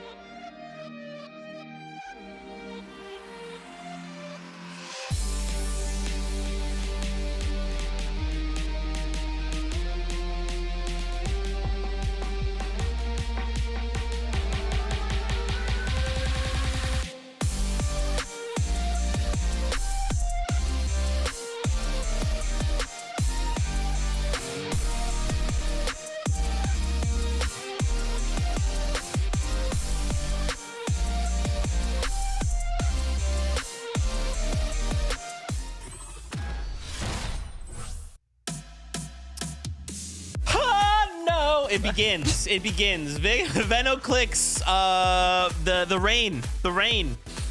It begins right here. Double victory royales, back to back, my friends. Remember, we're gonna continue probably to bring this up. The fact that Veno was like, "Hey guys, I'm a big fan of Clicks. I really want to help him get his first ever championship title." He was serious, Vivid. He was very, very serious. Did he quote unquote say he's a big fan of Clicks? I don't know if that happened, but teamed up with him regardless. And yeah, I mean, it's hard to argue with the fact that we've played 2 games of this FNCS so far. And not only have they both been won by, of course, the duo in Veno and Clicks, but they've both been won in the same exact fashion, Kelly. And that's going to be a Veno solo clutch. You can't ignore the weight on his shoulders right now, but when it's Clicks that's on your shoulders, it's not too heavy to weigh down because Clicks is an incredible player himself. The fight for height that we saw right there, where they were going for it, and then Bryson Bolts were trying to steal away from them, and they just refused to back down. I love seeing that. 2 wins in a row is such a big way to start off the competition, especially out of a new duo. And you say, oh no, it's already starting. Well, if you look at the leaderboard, it's not just ending with Clicks and Veno. It looks like a lot of the predictions of these European duos have kind of fulfilled themselves. Tayson and Yamzo in second place right there, 32 points behind Clicks and Veno. But of course, we have our Major 1 champions, Acorn and Cole in third, and Batman, Booga, and Rapid, a duo that has really been shining in the last few majors, sitting in 4th place right now. And to back that up, right, even look at 5th, Pink and Miro, yet another duo that's got this NAEU hybrid. Vivid, this is just the first 2 games of major number 3, rather. But wow, it is kind of next level to see what is happening in NA right now. Yeah, I mean, it's super, super crazy stuff, right? And there's so many teams that are kind of coming over and so many powerhouses that are being formed that I even heard Aussie Antics kind of talking about this, is that there's so many being formed that Pink and Miro are one that's kind of flown under the radar. But I was watching this duo, and it seems like they actually have a pretty nice flow and good, chemistry already established in the duo. So this is actually one that I'm pretty excited about. And not to mention, in game number 1, we saw them kind of leaning into an early height hold, early height take. So it'll be exciting to see how they develop as a duo and what strategy they lean towards. I love that you say chemistry, because that's exactly what I think of with Pink and Miro. Even though they are a new duo, they just have such good synergy going on for them. And that was something that I was a little worried about for Clicks and Veno. If you watch back their Cash Cups, just the vibes weren't there. And I can't wait to go back and watch their streams from today's games, because I'm sure it's just night and day of how the vibes are going. It's tough, right? Because not only would you expect some of these duos, you just kind of put them together and things would be amazing. You're like, oh my gosh, these amazing names. And now they're Titans. But then, like you're saying, Kelly, you look at some of the Cash Cup performances and you're like, what's happening? But then we put them under the lens of an FNCS Major number 3. We're trying to qualify for globals. And suddenly they turn the heat on. They hit the Nitro Splash and say, which box did you want me to punch through, Zeke? We want one of the top 10 placements. Yeah, this is kind of insane, and again, this is just the first 2 games of just week number 1, right? We still have 4 more games on the day. We have a next week to kind of figure out what does the rest of NA do against this? I don't know. It's going to be tough, but I thought we were going to see, we still did. We saw a good game out of Acorn and Cold, but they had so many eliminations throughout that game. We tuned into them, what was it, like 8th zone, and they had 8 eliminations on Cold. But another duo, of course, that did very, very well that game is going to be Tayson and Yamzo. Early eliminations for them as well. Kelly, you were asking, where the heck are they getting these early eliminations from? I think just running, if you run into the pathway of Yamzo and Tayson, it is just going to be done and dusted for you. Yamzo, even when he's low, he's still going out strong. And from Zone 7, they had 6 eliminations. They were 800 above Storm, and I really like the way that they're going with dead side rotations. By doing that, they're allowing themselves to kind of position them into an advantageous spot to grab these early eliminations. So that's exactly what we're seeing from this duo right here. But just some big names right now in our top 10. Of course, I do want to give a shout out to Baka and Pars, jumping up 40 placements. But of course, it's game 2. So much can change in the next 4 games, Zeke. It's a crazy time, NA for sure. 4 more games to go here. I think, okay, so what happens if we go the back-to-back? If they get 3 victory royales, we just start globals, right? Everyone's cool with that? No. with that? We'll play it out. This isn't grands yet, Zeke. Slow it down. All right. Okay. You got me. All right. With that being said, though, enough playing around. We got to jump back into all of the action here from Major number 3. This is day number 1 of it. So, casters, back over to you. Definitely. Well, we're feeling pretty good after all that action there, and I still can't believe we're even looking at a standing here on the NA broadcast where we get to talk about the likes of a player from Carmine Corp or Team Falcon up in first and second. Just incredible stuff happening here, and I mean, they're keeping us on the edge of our seats, aren't they, Taco? Yeah, at this point, I think the only thing that would be the real cherry on top for this week 1 performance out of Clix and Veno is if they can confirm a victory royale as a duo. Currently, it's been Veno holding down the reins for those final moments. Granted, Clix nearly made it to the end there, and he did have a huge upset factor for some of those teams on those lower layers, given that he dropped early on. He plays a little bit of disruption, gets those eliminations, but we've got lobby number 3, the halfway point, underway.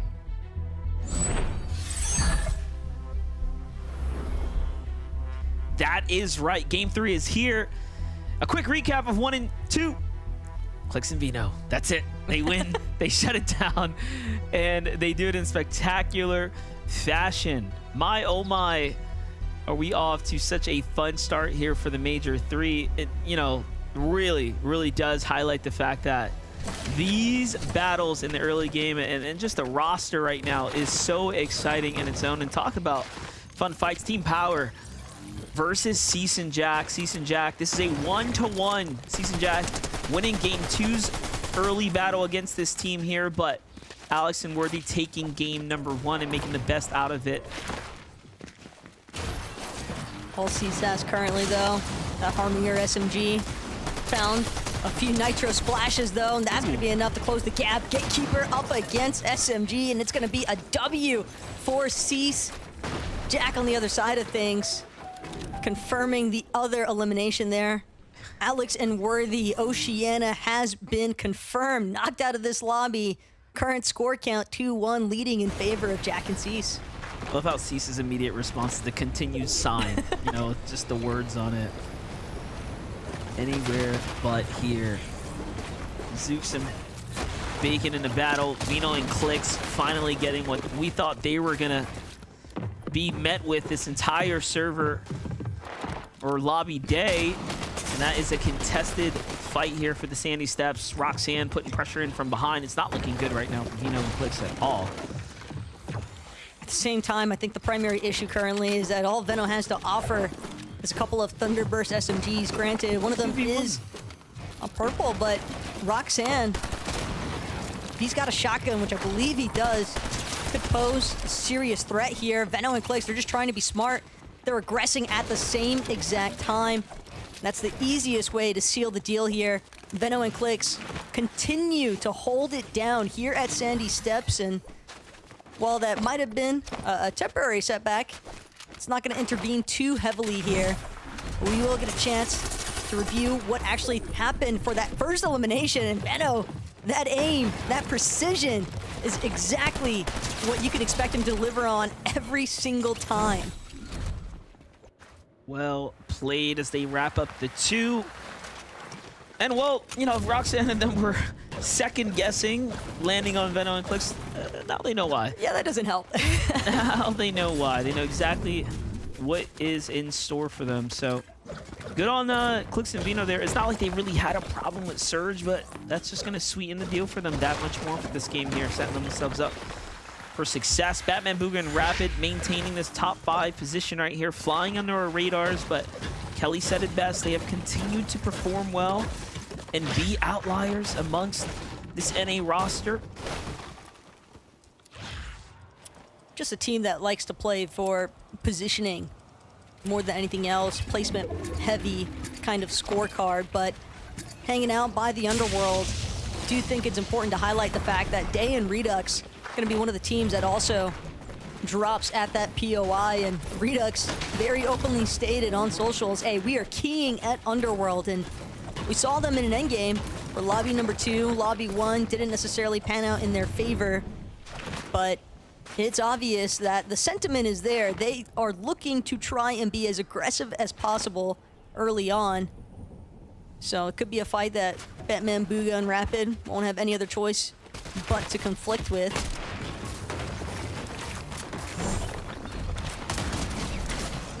Let's watch these highlights right here. DeRoller, Crackley getting active here at the Brawlers. Looking very good for them, and now moving right back to their home drop, the red line rig.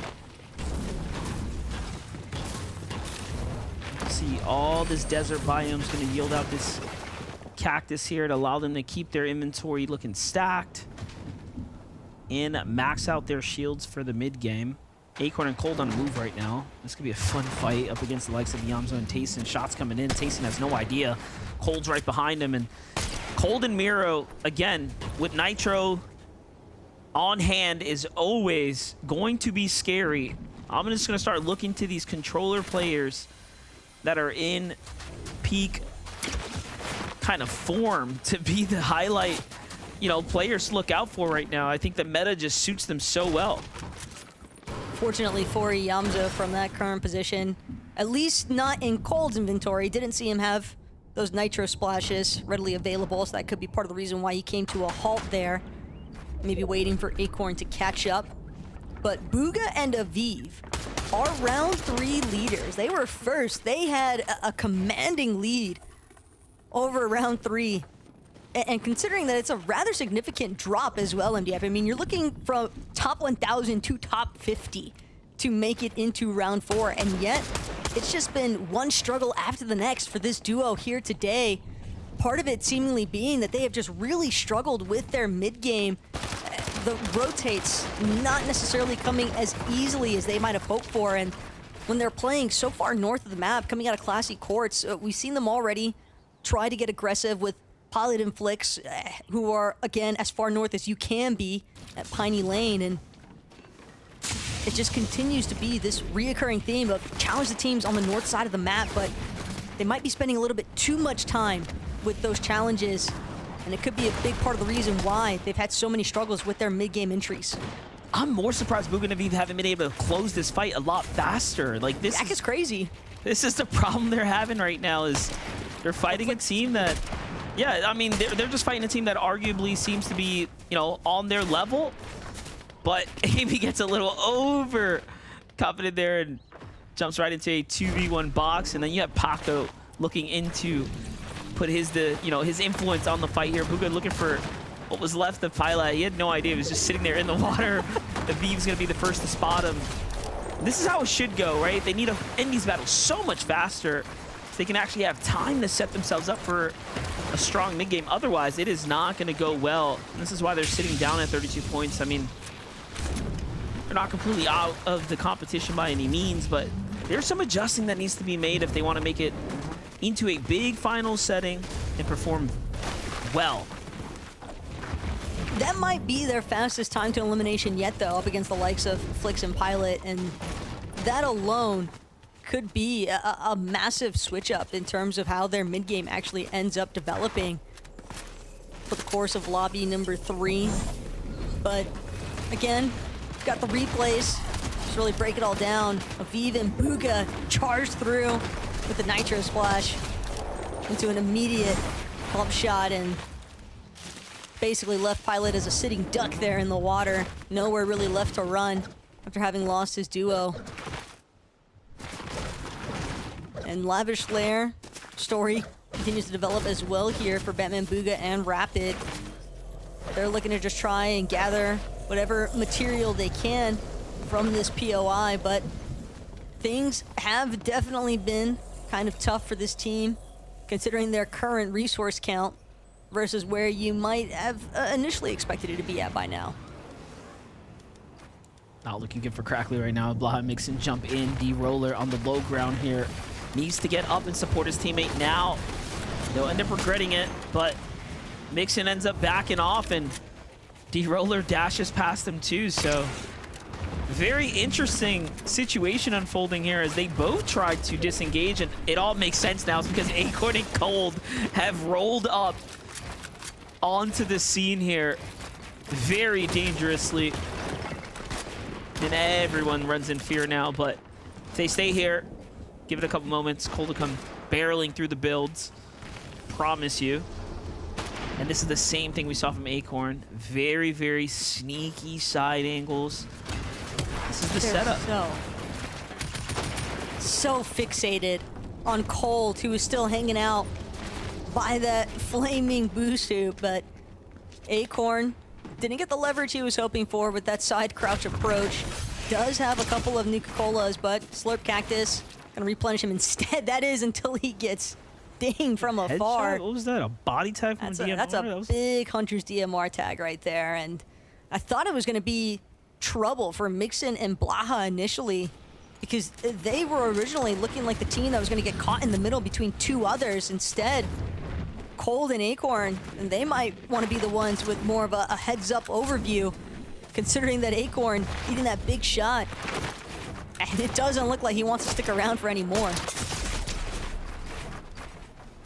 Good trades, though, from Cold.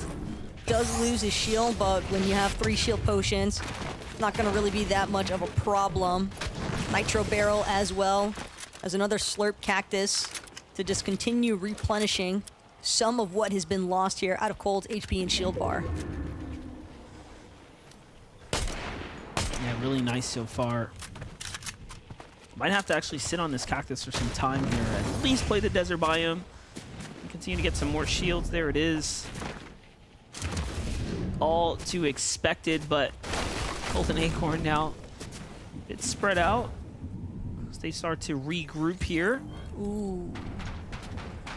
Saw that lion icon on the map over at the Nitro Drone, which means that Ringmaster Scar's medallion has yet to be claimed. Almost anticipating some more action to pick up over near that POI.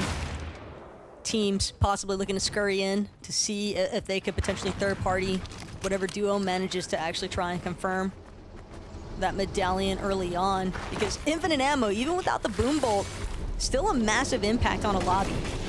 Infinite is still infinite. All right, like that's just it. Especially if you're, decide to switch up your loadout a little bit, possibly even go with the SMG, right? It just gives you options that you wouldn't otherwise have. Or if you're able to get your hands on the team that has the Machinist Combat AR, that Mythic could go crazy with the infinite ammo. Right now, Convict looking to go sicko mode himself.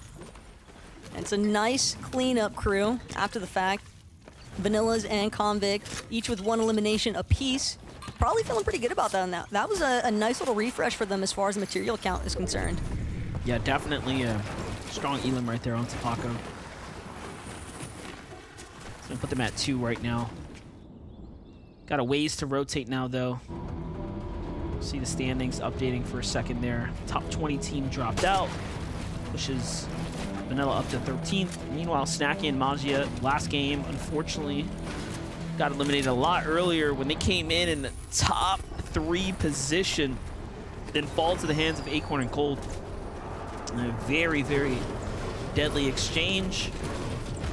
And a big setback for Snacky and Magia. Not looking good right now for Pink and Miro. Seems like aggression starting to set in here. Pushing Miro pretty low. But I guess it was worth it. They get to pick up the material here from the team that they eliminated. Now, if I had to guess, it's probably a pretty drawn-out fight. You can see that even with the Pink pickup, Pink barely has extra material to work with here, so has cost them a lot and probably not exactly what they were looking for. So they will have to keep fighting here. Into the zone they go. All right. So they're going to go clean up what's left of these 2 solos in a fight here. Oh, Pink! No scopes, the DMR hip fire onto Rain there, finishes him off and breaking through the builds now. Miro trying to put up, and there it is. Okay. Still, though, barely any mats, but a lot of points earned there in those exchanges. An engagement ended almost as quickly as it started. Same can't be said here on Rift Island, though. Okus with the Nitro Splash, looking for an escape. He's got 20 seconds to work with of that infinite stamina. He's just gonna holster up currently on the side of Rift Island, though. See if he can regenerate a little bit of shield off this Blowberry Fizz. Has to hope that he doesn't get spotted out. Bucky still knocked, hasn't been fully eliminated just yet. Could be Okus hoping to wrap back around, maybe come up big. He's able to find an elimination. because for the time being, it seems as though Muzz, Trashy, they might be a little bit distracted here. And Okius, if he gets close enough, saving Bucky might actually come true here. I'll have to check back in, though, with Earth Island, because, again, the action is taking place everywhere on the map currently. It's Cold and Acorn. They've found an elimination. We'll get a chance to see exactly how it went down. It's a classic burst through the box, straight into the hammer pump. And that's the kind of, again, mechanical fragging prowess that we know Cold is always capable of. Yep, and when you give him the ability to break right through your build, it makes it that much more easier for him. Off in a distance, not looking good for Dukes. There it is, Mixon helping with a knock there, and then the finish onto Sphinx. Mixon rewarded with the eliminations credit there.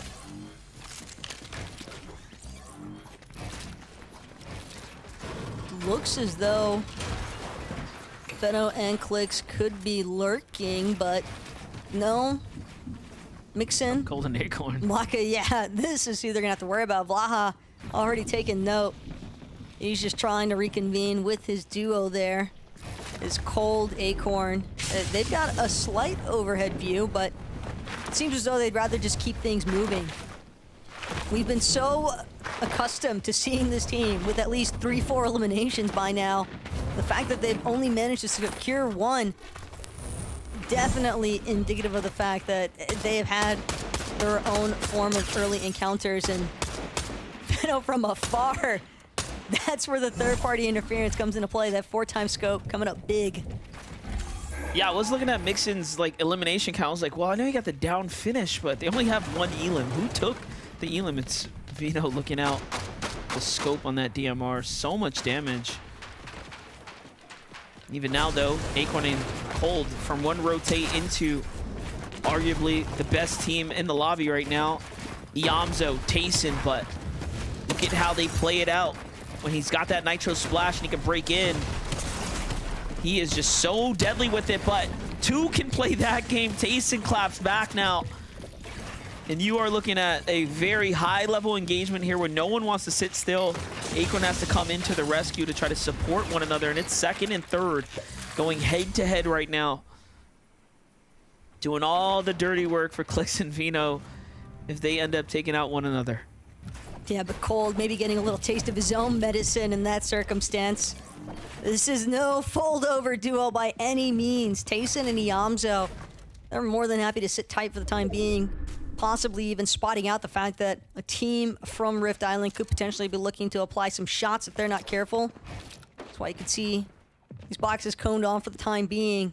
Acorn and Cold just trying to figure out, do we want to make this approach or do we want to just keep our rotation going strong? And Nitro Splash comes out. Those two are gone. Iamzo trying to pay them a little goodbye visit with the Hunter's DMR, but won't find any success with it just yet. The other thing it's kind of important to note, though, is that we see players all the time with these Hunter's DMRs. They'll have the 4-time scope. I did find it interesting that Veno was actually utilizing that Enforcer assault rifle with the 4-time scope. Have to think that it could possibly just be he didn't manage to actually find a DMR to put that optimal scope on, but could also just be, you know, a Veno classic where he makes do with what he's got. Yeah, I mean, it's a hybrid decision, right? You can always at least follow up the rapid fire behind the shotgun, but let's watch Muzz and Trashy here try to make a play right now off the Rift Island. They have the launch pad to work with. Fizz is going to come out. They're going to opt to take them both for the road here. And up and a ways to the new zone they go. They see teams lurking above as well. Muzz, what are you thinking, buddy? You just didn't get what you wanted? All right, there it is. Do it again. There's the effects. Higher. Higher. Trying to go further. Ooh. End of the road there, though, for Batman, Booga, and Rapid. Cleanly picked off here, but Snacky and Magia, they're not out of the thick of it just yet. Relatively low. Not the greatest resources as far as what they have to offer in terms of their shield replenish status, but Again, beggars can't be choosers, and from this position, Snacky, he knows he's just gonna have to utilize that one Nuka-Cola that he had to offer and hope that the several other teams in their direct vicinity aren't gonna choose to jump into their box just yet. And that's the other problem too, though, MDF. You never know when a duo is just gonna come tearing through your wall off the Nitro Splash, especially a team like Acorn and Cold. I mean, these guys have just been on a rampage, just about. They played this super smart, though. This rotate, well-timed, and straight through the underworld. Couldn't have worked out better for them now, and they're marking the map here. Not content with being down in this ravine here. Very exposed position to be in. Here's Aviv and Boog on the other side. Much longer rotate to make right now. Their Flowberry fizzes out. There goes the Nitro Splash, and they're gone. Very little, yeah, sight lines on them. You can see everyone's down low. A little dangerous crevice down there. Bad spots to situate in. But this might be one of the best lead-ups that we have seen so far for an endgame as far as Booga and Aviv are concerned. I mean, they have not had a whole lot of success with the first two lobbies today. So at the halfway point, match number 3 of 6, they are looking to make their mark here. Yamzo and Tayson catching the attention of the rest of the lobby on this rotate. And Yamzo, he's not going to be able to press forward any longer. Some big drops there for the team that just picked them off. And Tayson won't even get an opportunity yet to go and try and claim his teammates' loot. Instead, it's going to be Curve with all of the benefits alongside of Tyler. Those Nuka-Colas, the mats. That is a massive refresh there for Curve and Tyler. Meanwhile, it's left Tayson in a little bit of shambles.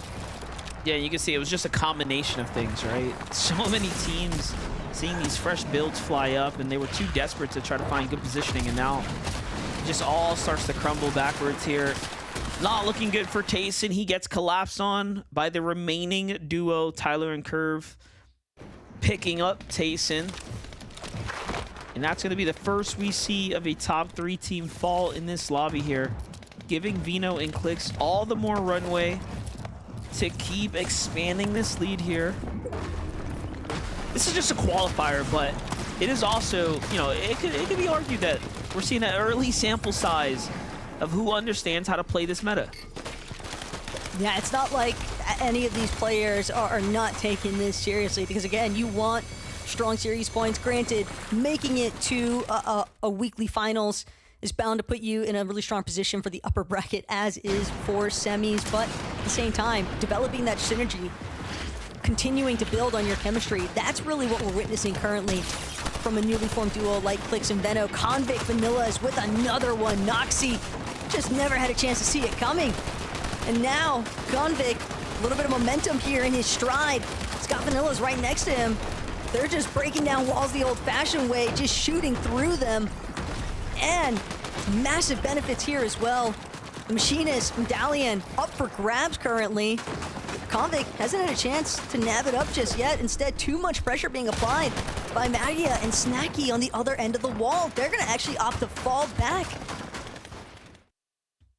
Yeah, they were getting Nitro boosted at. Somehow managed to hold the walls just long enough to keep them blocked out there. Could have been all bad. Meanwhile, Booga and Aviv absolutely accepting the chaos down low, giving them the free reign to build this high ground position here. They're at 7 eliminations. Okay, so talk about making up for lost points in the previous games here. Really picking up a big step towards the right direction here. Snack and Mazia doing the same as well. 2 elims now. Things are starting to add up here from a game 2 dropout. It wasn't just a fluke so far. Snacky and Magia somehow, some way are setting themselves up to be in the conversation as a strong NA duo. And this is a new pairing. I'm very impressed with this team. Of all the teams we've seen so far, the new NA teams popping up with one another, this is one that is definitely outperforming by my expectations by a long shot. And they seem to only be getting better. Let's see Acorn and Cold right now on the move. The outskirts as well, playing these very wonderful rotates. We're always going to see Acorn and Cold trying to set up at the very spear point of the moving zone here. And look at this. The ties have changed. Clix is now the healthy one here, trying to keep Vino alive. But look at Vanilla's trying to chop out Hyde instead. Gets chopped themselves. Bugha and Aviv continue to hold their own here on the high ground. An excellent defense of their current territory because they know the high ground is going to be their best shot at trying to confirm a victory royale in this one. Snacky Magia, though, continuing to make the magic happen here. They're utilizing some of the natural map defenses. Grim Gate providing them some coverage from the team on height, but they still have to worry about all the players. Nitro splashing in from behind. Cold Acorn clearing out Bryce from his box. 6 eliminations now as well for this duo, but they could do with the material refresh for sure. Almost top 10 now. And this is on the Grim Gate, right? So they could jump down and pick up the Underworld Dashers at any time. So this game can truly go either way right now. No one is safe, even if you're Bugha and Aviv up on high ground right here. But talking about not being safe, Vino gets the wall broken into and a team dashes right in with a full drop kick. It's trashy from behind, getting the finish there. And now Clix has to play medkit here as he walks his way to the storm here. There it is, finally finds himself a moment into the safe zone. Just 8 builds, though. They were already pretty desperate and then finished off before the top 10. Still a great performance. Someone had to stop Vino and Clix, and it just so happens to be done here and now. And this is Snacky and Mazia's time to actually close that gap, but the Elims, they're so far behind. You weigh them up against some of the others, and that is what they need. They need more big shots like that. Miro's still here. Can't count him out at all. Putting up numbers for him in pink. Looking good as he works his way up off that ultimate low ground now. Miro's just looking for a moment of relief. All he wants is to get off these small shield potions, replenish as much shield as possible. But the zone continues to close in. Aviv and Bugha, one of our only duos remaining, and they are looking to stake their claim here for this Victory Royale. Aviv with that confirmation of elimination. Bugha, Aviv, it's only a matter of time now. They've got the 1 versus 2 scenario, and just like that, Aviv and Bugha from the depths have finally found what they were looking for so far today in a Victory Royale here in match number 3. And they really needed that. Their early drop spot being contested up against Pilot and his duo, we saw how that was giving them some troubles, but after they overcame those problems, you like to see this win fall into place for them. And it wasn't even a flashy victory by any means. It was just key positioning and holding this key positioning all the way throughout the game there and getting the refreshes along the way. So if even Bugha honestly do this in textbook fashion, and look at how much action is happening in the low ground. The fights are truly forced. Congratulations to the Victory Royale for Aviv and Bugha there for game number 3, Taco. And they do that. They close it out. And finally, someone puts Vino and Clix to rest for a second there. Yeah, what really seemed to seal the deal there for Aviv and Bugha, though, was that initial defense up against the likes of Vanillas and Config. They tried to play for the high ground, but were immediately chopped and put down to the ground. So, excellent job by some of NA's finest, of course, but we've got lobby number 3 soon to, or not, lobby number 4 soon to come, but for right now, we're going to head to a quick commercial break.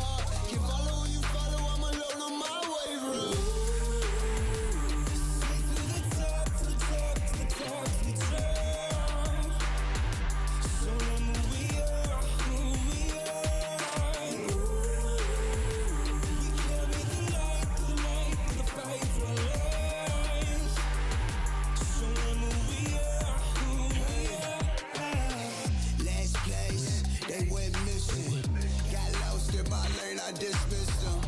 I want them, don't move, they don't listen.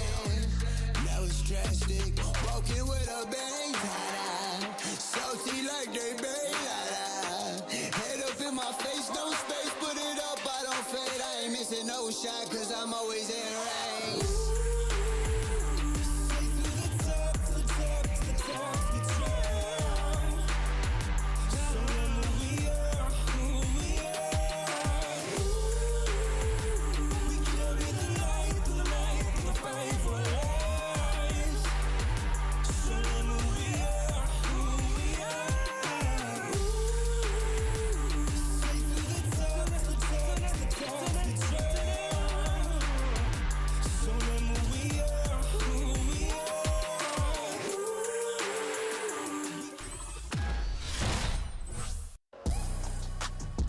What is going on, everybody? Welcome back to the FNCS game number 3. Finally, we get a different duo winning a game. Vino, Click, step aside, okay? That's enough from you guys, at least for the moment.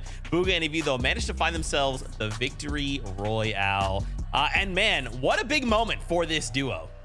I mean, yeah, a huge moment, not to mention, right, like Kelly explains was earlier on, the whole, like, yeah, they played Major 1 together, and then they didn't play Major 2 together, and now they're kind of back to being a duo again, and this was honestly a big win, right, because not a lot of times, especially on NA, do we see teams that have high ground during, you know, the first moving zone, during 9th zone, and able to hold it for the entirety of the game. But not only that, Kelly, they also had to vend it one time against Vanillas, and they did so successfully, so great game from them.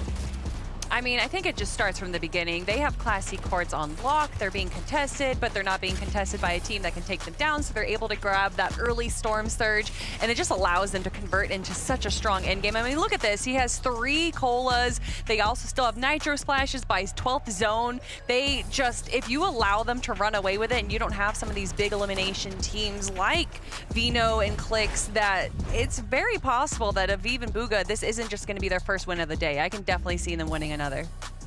Okay, I like it. Let's take a look at the standings. I want to see how things are shaping up here after just 3 games on the day. Have Veno and Clicks finally been dethroned? No, but everyone else is looking to catch up to them right now. You've got Pink and Miro jumping up 3 placements after that game. But if we look at just this top 4, it's still pretty close. Yeah, I mean, honestly, I want to kind of just talk about the overall points. This is something that we were kind of talking about after we got done watching EU.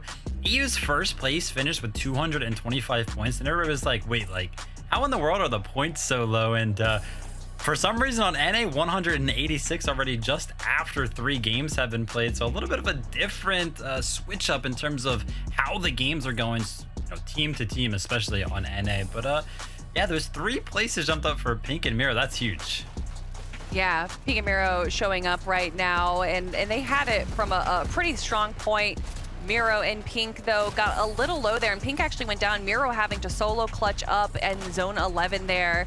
But what I really loved watching Pink and Miro here was once Pink went down, they're kind of on the low ground, and Miro switches from low ground to mid ground because he knows that low ground is just so dangerous. So playing these solo clutches is so important. We know that so many of these duos, it doesn't just come down to how well they perform as a duo, but how they're able to operate as a solo as well. And here we see Miro on the low ground, jumping up into the mid ground, though, to heal himself up, grabbing lots of eliminations as well. They're starting to get rampant. Everyone's starting to heat up, right? They're like, okay, look, we've had a couple games. We're all warmed up. We're all locked in. We're trying to place as high as we can because we want a total of series points. We're trying to make it to semis and then grand finals, right? Because those 10 spots, the global championships, look so enticing. Another duo that performed well in this last game, Muzz and Trashy. These guys are popping off. Like, it's crazy that we kind of just look along the landscape of just these first 3 games. We're like, dude, there's so much talent happening here in NA. Yeah, they had a rough start. I mean, their first 2 games, they went down 46 plates in both of those games. There's some early game troubles, but finally we get to see them play out a game. And I was honestly really excited for this duo because, you know, Muzz is honestly regarded as one of the most mechanical players on the region. He always figures out the new, like, mechanics or how those new items kind of work in a season so quickly. And, you know, unfortunately for Muzz and Paper, it kind of just wasn't working out. But now Muzz kind of has a different IGL in Trashy to kind of lead him. And I was excited to see how that was going to work out. Yeah, they're contested at Pleasant Piazza, but I don't even think it's necessarily Isho and Sprite that are causing them issues. I think it's because they're smack dab between Pink and Miro, as well as Clix and Vino. And if you go just a little bit east, well, that's Tayson and Niamzo right there. And the way that these zones are polling have definitely not been super favorable, but that's not going to slow down Muzz and Trashy. And I love bringing up Muzz's name because he's really the first international player we've had, right? Going all the way from OCE to NA and then NA converting to NAC right here. I feel like a lot of people kind of stole a little bit of the strategies from Muzz. Sometimes you're just a pioneer, right, Kelly? Sometimes you just kind of know the meta and how to kind of shape things up, as Vivid was mentioned. Also, Vivid being the original pioneer of all things Fortnite, which is actually a true statement. I was kind of making a joke there, but it's actually kind of true. We're almost getting ready here for game number 4. So what have you guys maybe seen super quickly that has maybe impressed you after just these initial games? No surprise, High Ground seems to be, actually, I thought High Ground was really crazy at the start of the season, of course, with Nitro Fizz being enabled and with their removal, with them being vaulted. I honestly thought that High Ground wasn't going to be as contested, but the first 2 games, honestly, people were going for it, but third game was a little bit different. Nobody really fought for it. What I've noticed is the difference between NA and EU, and we already touched on it a little bit, what Vivid was saying, how EU got 225 points for their first place. And I like to see kind of the distance between 100 points, what separates those players, because that's one good victory royale and a few eliminations. And 100 points away from first place was all the way down to 22nd. But if you look for North America, the difference of that, and after only just 3 games, is around 6-7 teams. And I think what we're seeing from North America is this skill separation, the skill ceiling for some of our top teams is just so high right now. I think it's really showing up as well with these European players too. I love to just see everyone elevate themselves. Beautiful stuff. All right, it's time. Game number 4 is upon us. So, casters, over to you. Thank you, Zeke. And yeah, to take that point a little bit further, it does seem like the gap, Taco, is starting to widen here. And yeah, there are some standouts, some highlight teams really just showing off right now for this first weekend. Yeah, I mean, that's one takeaway from the desk, but the main one that I heard out of Kelly MDF is that Muzz is essentially a trendsetter with the way that he's made that inter-regional swap, so to say. And I think it is pretty cool, though, what we're getting a little taste of here in the Week 1 qualifiers as far as all these meshes of playstyles. But lobby number 4 is set and ready to go.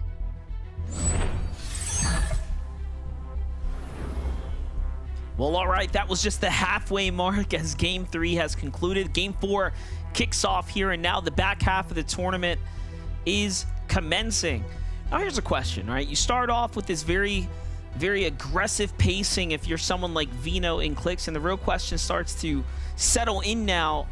Is there a way for them to keep up that momentum and then carry that type of momentum into the consecutive weekends? Because that is really all that's going to matter here, as again, we've seen a huge shift, right, in just the meta this week alone, with how many items were removed and adjusted, and all of this is going to play, you know, its part as the weekends start to continue through, especially if we see something brought back in the later weeks. So I am very interested. This is going to be a very long season as well, just as far as the overall competitive, you know, calendar is concerned. So this first week, yeah, sure, we get the sample of kind of how teams are going to be able to perform, especially with some of these hybrid duos. But all in all, I do think we have to continue to just keep our pulse on the competitive rosters, because there's going to be a lot of shakeups. Just like Jack and Cease right now shaking things up here, trying to go back-to-back with the drop here at the restored reels. They're up 2-1. Can they make it 3-1? It's definitely looking promising. I mean, at this point, Alex and Worthy, they might just be sent back to the drawing board. It's only a matter of time now. What looked like was going to be super favorable. Instead, the turnaround ceased down to his final 6 HP, but will avoid the embarrassment by confirming that elimination. That was nearly a massive play, though, out of the Oshi fellas. And, well, unfortunately, it is a 3-1 in favor of NA still. But, again, discourse continuing for some of these other teams across the map. Veno and Clix, one more time, having to defend their turf here at Sandy Steps. They've still got one team potentially lurking. But even if they're local, doesn't necessarily mean they're going to pop out anytime soon. It's more so up to Venno and Clicks to try and clear out Sandy Steps efficiently. Yeah, and we've seen other upsets happen, of course, with that first game one, Day getting eliminated in that 2v1. But let's take a look here. Vino works his way up. Roxanne tries to set up the ambush, but wasn't going to be good. Vino boxes him up, finishes it out. Meanwhile, NPen and Pumps, first we're seeing them in an early game fight like this. They end up winning their drop. This is way off to the east here. Every season we kind of see these weird ocean fights, if you will, in these random little scrappy areas. Here's Dukes and Sphinx, another fight going on right now. Not too far off from the others at the Mount Olympus. Looking good right now as Dukes gets the tags here. Doesn't even want to give them a chance to heal. Love that. Definitely a nice confirmation there. Dukes and Sphinx, you can tell they're feeling pretty good about it as well. A little emote celebration after the fact, and that was quick.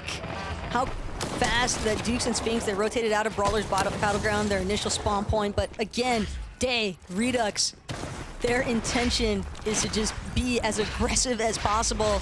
Lin attempting to escape here, but it's up to Antonio to try and go on the defensive. In fact, Day immediately gonna shut that dream down. Redux, though, having been knocked as well, it's gonna put Day into a bit of a pickle here. Doesn't have an opportunity yet to use his Flowberry Fizz. Lin with the health advantage for sure as far as those shields are concerned.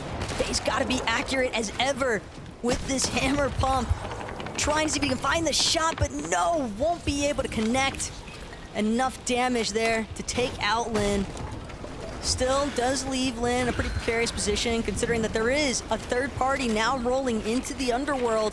So even after collecting Antonio's reboot card, whether or not Lin can actually full-on escape might not be possible because of Miro and Pink. Yeah, he's got the effects of the Underworld dash, though, so we'll see what's going to happen with Link. But hold up, Yamzo knocked here. Tayson, the one standing. Cold and Acorn, third-partied by Team Crackley here from the Red Line Rig. And they're actually going to back off. Cold and Acorn have a decision to make, though. Do they want to stick around and try to fight Tayson off?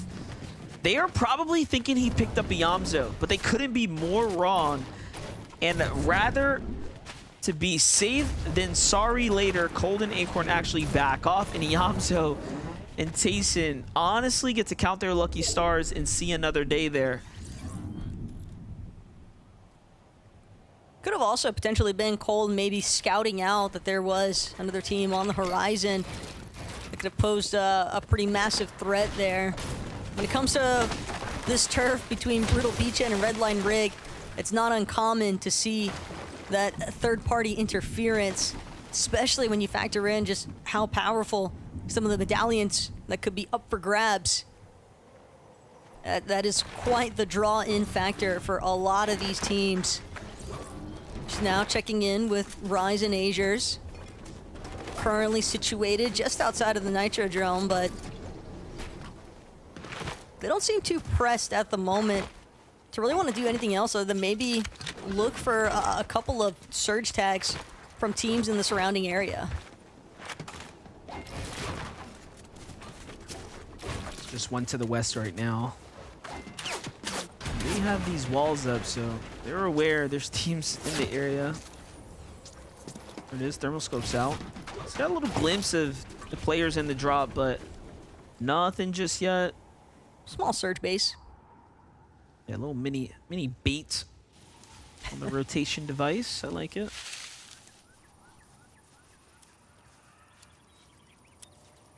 Blanc and Max, they probably don't even realize the fact that there's a player in this bush. But Batman Booga will make his presence known.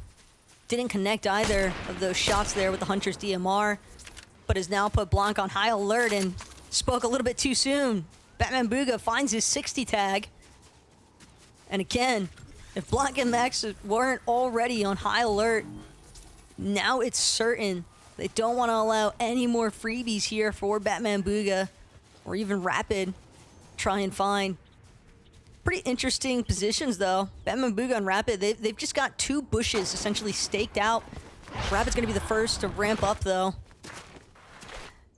For a moment, it looked as though he was going to get a little bit more active than that, but instead, opts to fall back. You gotta remember Batman Booga as well and Rapid were holding at top 5. Jump back in with Link. He was on the run, so it does seem like he escaped the grip of Pink there. And straight into another duo for elimination, but let's see what's gonna happen here from Pilot and Amy. This is the team that was given, you know, Booga and Aviv quite a hard time in game number 1 and 2. Not so much so in game 3 where they picked up that Victor Royale and turned things around. They just lost track of him. He is now long gone. And this is the opposite side here. Down south, Cold and Acorn continue to take fights here. And not only are they, you know, looking for action and being in the action, but they're going up against teams that are on the standings. Every engagement so far has been with a top 5 duo. Maji and Snacky being one of the few to jump back up after getting eliminated early in game 2. This is not looking good, though, for Magia.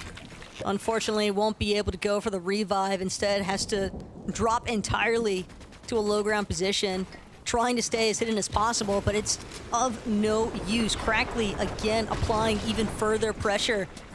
The Roller and Crackley at this point, they can choose to try and chase Magia down, potentially having recognizing the fact that he's currently a solo. But if they're not careful, Acorn and Cold, they might just choose to wrap back around. Although, granted, Cold maybe pumping the brakes a little bit, considering that he didn't have that much as far as his loadout was concerned. He only had 2 weapons in his inventory, so has to play it safe. Well, the Nitro bash coming through the walls here. Aviv and Booga have to back up. Luckily, the bunker was honestly the deciding factor between Aviv being boxed in for a second there, and down they go. They want to claim it first here. And even opting, you know, more often than not, teams will actually finish the fight and then come down into the bunker because you kind of give up the advantage, right? So this is very, very interesting that they go for it first here, and now Paco and company have a decision to make here. They have the advantage in the battle, however, they've lost all access to the loot down low, so if this drags out, they're just going to exhaust the material and the heals down here.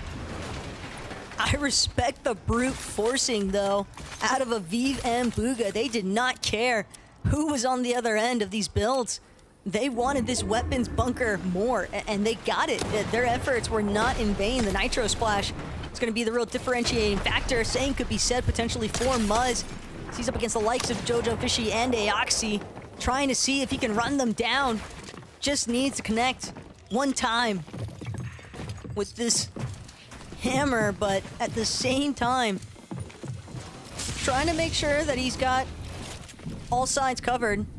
Doesn't want to eat any side shots from a third-party team that could potentially be lurking nearby. Muzz, Trashy, they're going to look for a new angle to approach and attack. They can likely hear that Nitro Splash go off as well. So perhaps waiting for a pre-fire off of the hammer pump could bode a little bit better for them instead. At this point, I'm just going to call it the Bash Splash because I think they're going to decide soon to get straight into the box here. Muzz and Trashy's effects should be wearing off right now since they didn't actually use it. They popped their Nitro Splash and then didn't jump outside the box there. So you can see they're actually running out of material. I feel like they should have done something while they had a chance to. All in all, though, Jojo and Aoxy decided to utilize theirs to go ahead and rotate away. That's going to buy them a little bit more time here to at least extend this game here. It does seem like they're sitting on the more or less center of the zone. It's still very early, so there'll be plenty of time to bounce back here, and the beachfront will be the place to be for now. That was a close one for Muzz and Trashy. It's almost like both ends were kind of utilizing that Nitro Splash as a bit of a front of, hey, we've got at least 20 seconds that we are boosted with Nitro, so do you want to charge us or not? You know, pick your poison kind of ordeal, and can understand the hesitation for either side to want to look for that engagement. Veno, on the other hand, really nice shot placed there from the Huntress DMR. 4-time scope, again, continuing to prove its worth when in the hands of Veno. He's been able to confirm some really solid surge damage for himself and Clix, and I'm sure Clix is putting up his own numbers, but Clix should be careful. A little bit split from Veno, and Zook's kind of lurking nearby on the low ground. Bucky and Okus, though, they're right back to their original, what they believe to be recipe of success. They want Rift Island. Bucky, though, looking like he got tagged up pretty heavily while taking the Ascender up to the top of Rift Island. Granted, if they're able to take this capture point really early on before some other teams can look to try and intervene, that'll be the resource replenish that they're looking for. Now, most teams set up here and do what Bucky's now doing, try to like full box. But they are playing it very risky here, keeping it a little light defensively. Boy. And you see why. That can be a bit of a questionable move to make. All in all, though, things should be pretty okay with them. They do get to secure things. Yeah, Reet and Ritual. Reet and Ritual have been quiet, unfortunately, on the day. It's by far one of the tougher performances from King Reet and Ritual here. But there are still 3 games. This game, and then, of course, the last 2. So you can start slow and end off a lot better. But, you know, these are the limited chances to do so now. Yeah, and the good news as well for Reet and Ritual, as I'm sure a lot of these teams are already aware, even just qualifying for round 4 here, this finals in week 1 has basically confirmed their spot in semifinals upper bracket. So definitely a bit of relief here, because you can tell that there's still a pretty big adjustment period kind of taking place with the introduction of this new competitive meta. The Nitro more specifically, you touched on it earlier already, MDF, but that removal of the Nitro Fist, the emphasis now onto just those Nitro splashes and barrels has really made a pretty steep impact here, and Rift Island successfully defended. Bucky with a nice knock there onto Blanc. Max forced to drop, but he's fallen right into the clutches of Reet and Ritual potentially. It looked like Reet and Ritual had that fight locked in, and then Ritual unfortunately slipped off the little 2x2, so they're just gonna back out. This is the furthest we've seen them in any game so far, and that's pretty sad to say considering we're not even at the 6th zone just yet. So Reet and Ritual want to make the best of this opportunity they have right now, but I'm looking at the loadout for Reet. He does need a little more, no big shields or minis to work with for the late games. Meanwhile, Cold and Acorn, very similar situation as far as bad loadouts are concerned, but they've had a very well-off tournament start for this first qualifier, Major 3. Right now, Cold, he's just got to be very peculiar about who he picks his fights with, because if it's a war of attrition, it's going to be a difficult one for Cold. Doesn't have a whole lot of shotgun ammo to work with on that Gatekeeper. Acorn as well, with an unfortunate tag from afar. That's going to be a big chunk of his shield now depleted. Does have 6 small shield potions, make that 5, and a little bit of Flowberry Fizz to work with, but at the same time, he knows that the Nitrodrome is going to be bumping with action. Acorn immediately barrels through a box, finds a massive tag, Degen's assistance.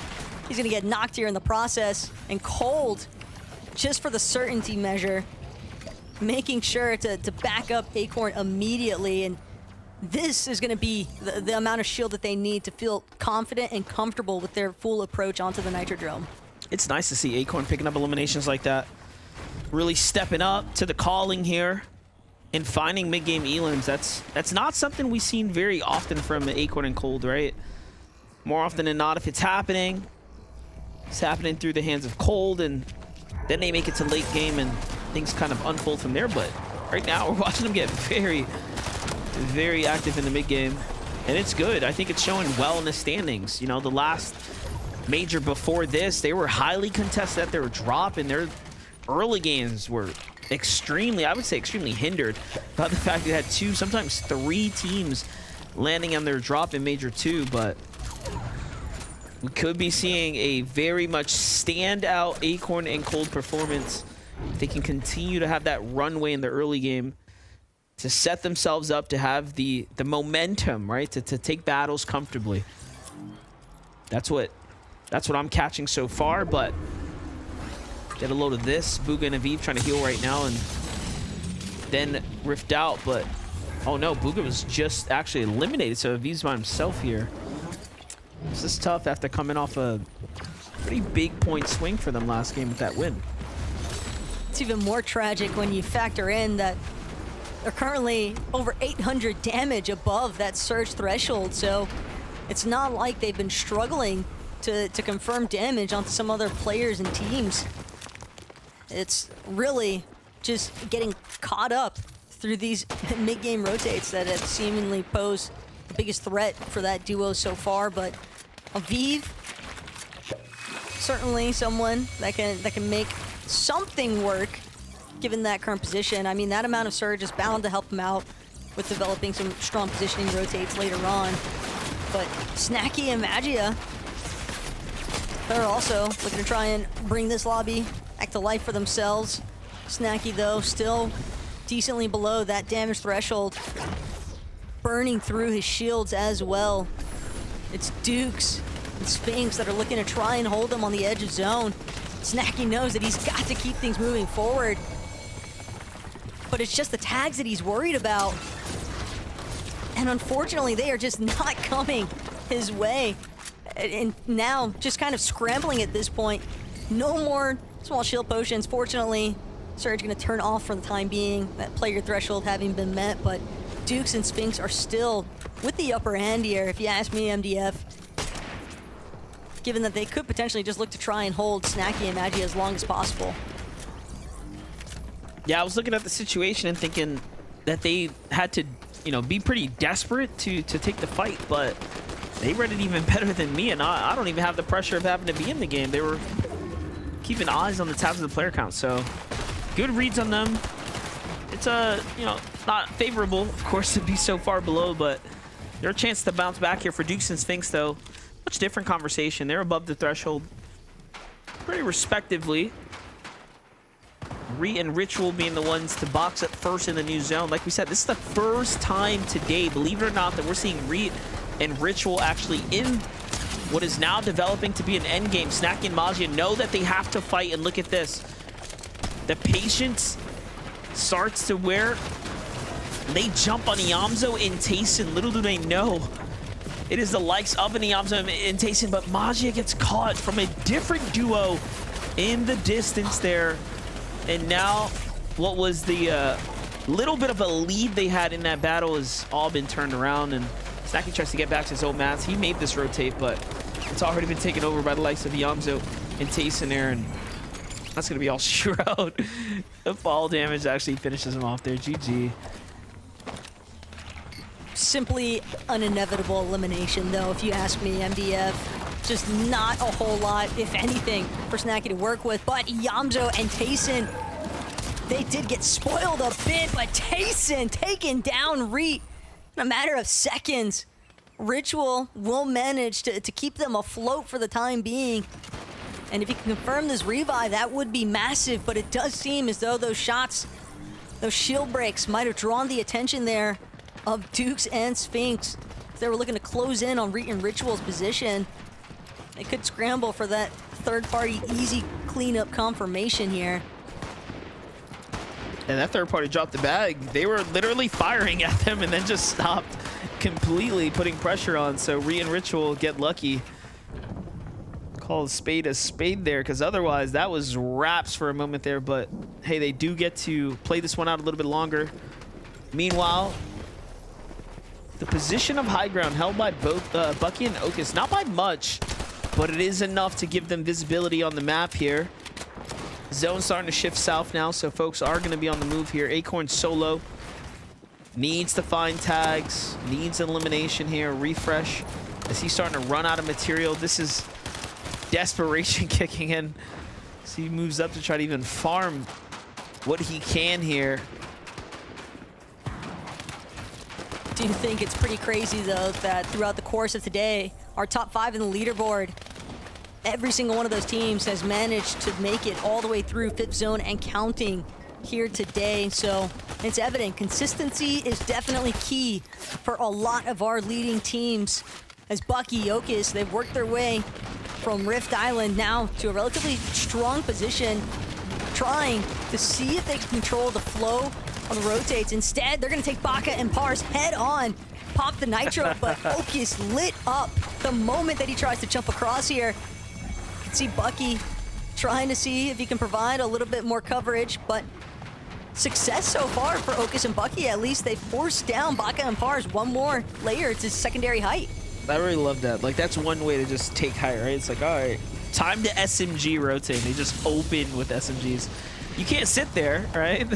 No. It fires too good, regardless if you're in full momentum. So, Okis and Bucky, once again, are on high ground. And I actually love that we're watching a, OG team like Okis and Bucky play for height, because, like, NA has had this problem of teams not really trying to solidify themselves on high ground as consistent high ground teams. So there is still, like, in my opinion, this void, this gap in a play style that was somewhat long lost and forgotten, of just go for height every game, no matter what. Like, there was a point in time where there were teams that would just do that. So yeah, when the Mythic Boombo was in play, or the Boombos in general, a lot of teams just felt like gaining height was impossible, but since its removal here, everyone knows height could potentially be up for grabs and free once you secure it. If you're able to successfully defend it, could be part of the reason why we see Bucky and Okis trying to stake their claim for the high ground so early on. But I like this little maneuver out of Clix and Veno. They're just biding their time, working their way through the mid-ground layers. They've liked to hover in that secondary height position before taking a stab at height themselves.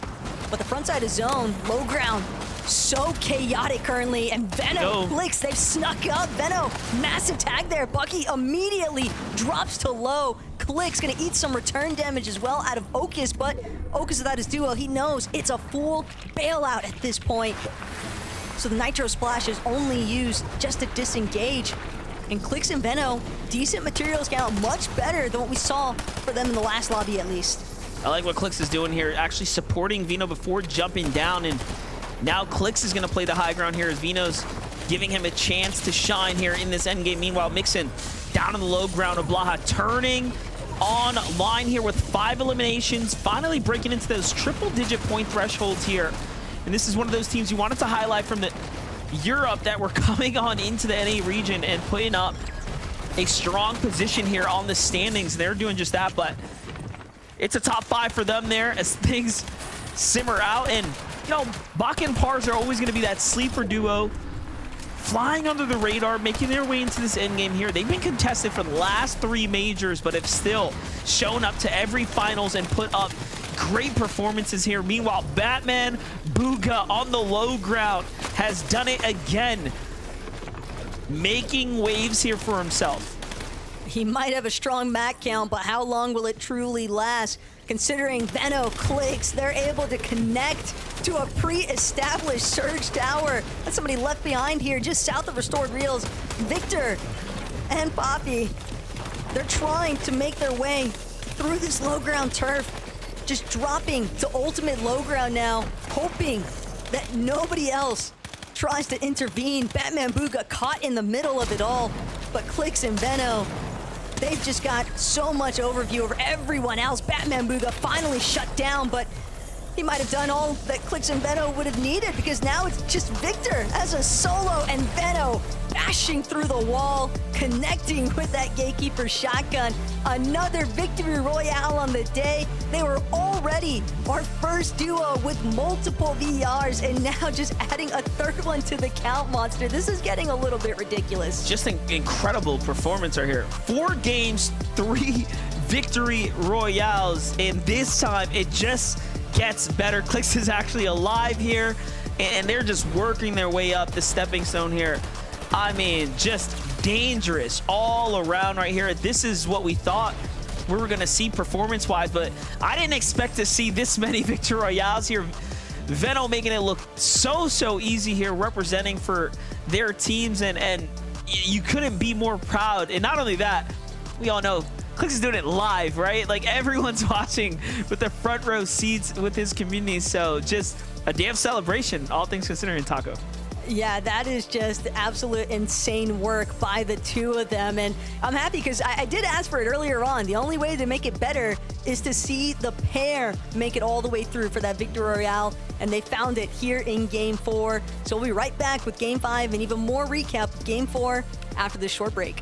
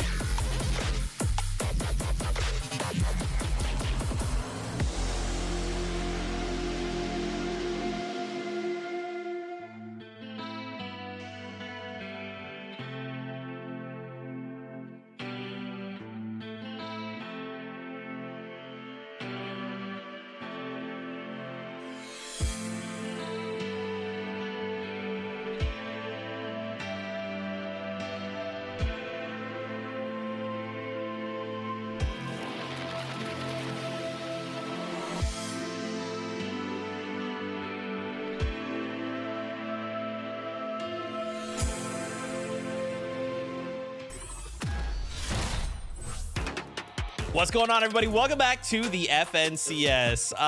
It's happening! It's happening! They've got 3. What is Venno and Clix? What is happening? What is going on? Okay, I guess Venno's like, hey, remember that one time I just got 6 Victory Royales on the day of 12? Let's just do that again, but we'll do that in week number 1. We'll just start off the competition strong. We'll send a message to the entire region and let them know, hey, we are FNCS championship material, baby. Listen, I don't know what it is. I think a lot of people were kind of having question marks about this duo and watching like the Cash Cups or even rounds 1, 2, and 3 of this qualifier. But when it matters, when there is a set lobby in front of them in an FNCS, It appears that Veno and Clicks, they just click. I mean, I don't know what's going on. I can tell you right now, though, Kelly, games number 2 and game number 4, that one right there, there is a similar strategy. Go for high ground during 11th zone. I was just about to say, when they're going for high ground, we saw Clicks and Epic Well have a lot of potential over the last 2 majors, but where they fell short was when to take high ground. Often they would run out of mats a lot of times or have to use up their heals and then have to drop from high ground.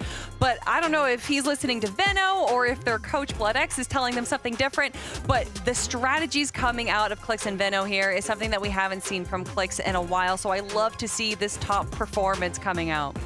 So good. And you know, there was another duo in this last game that is probably one of Kelly's favorite duos of all time. Are you talking about Batman Booga? Listen. Yes. Yes. Listen.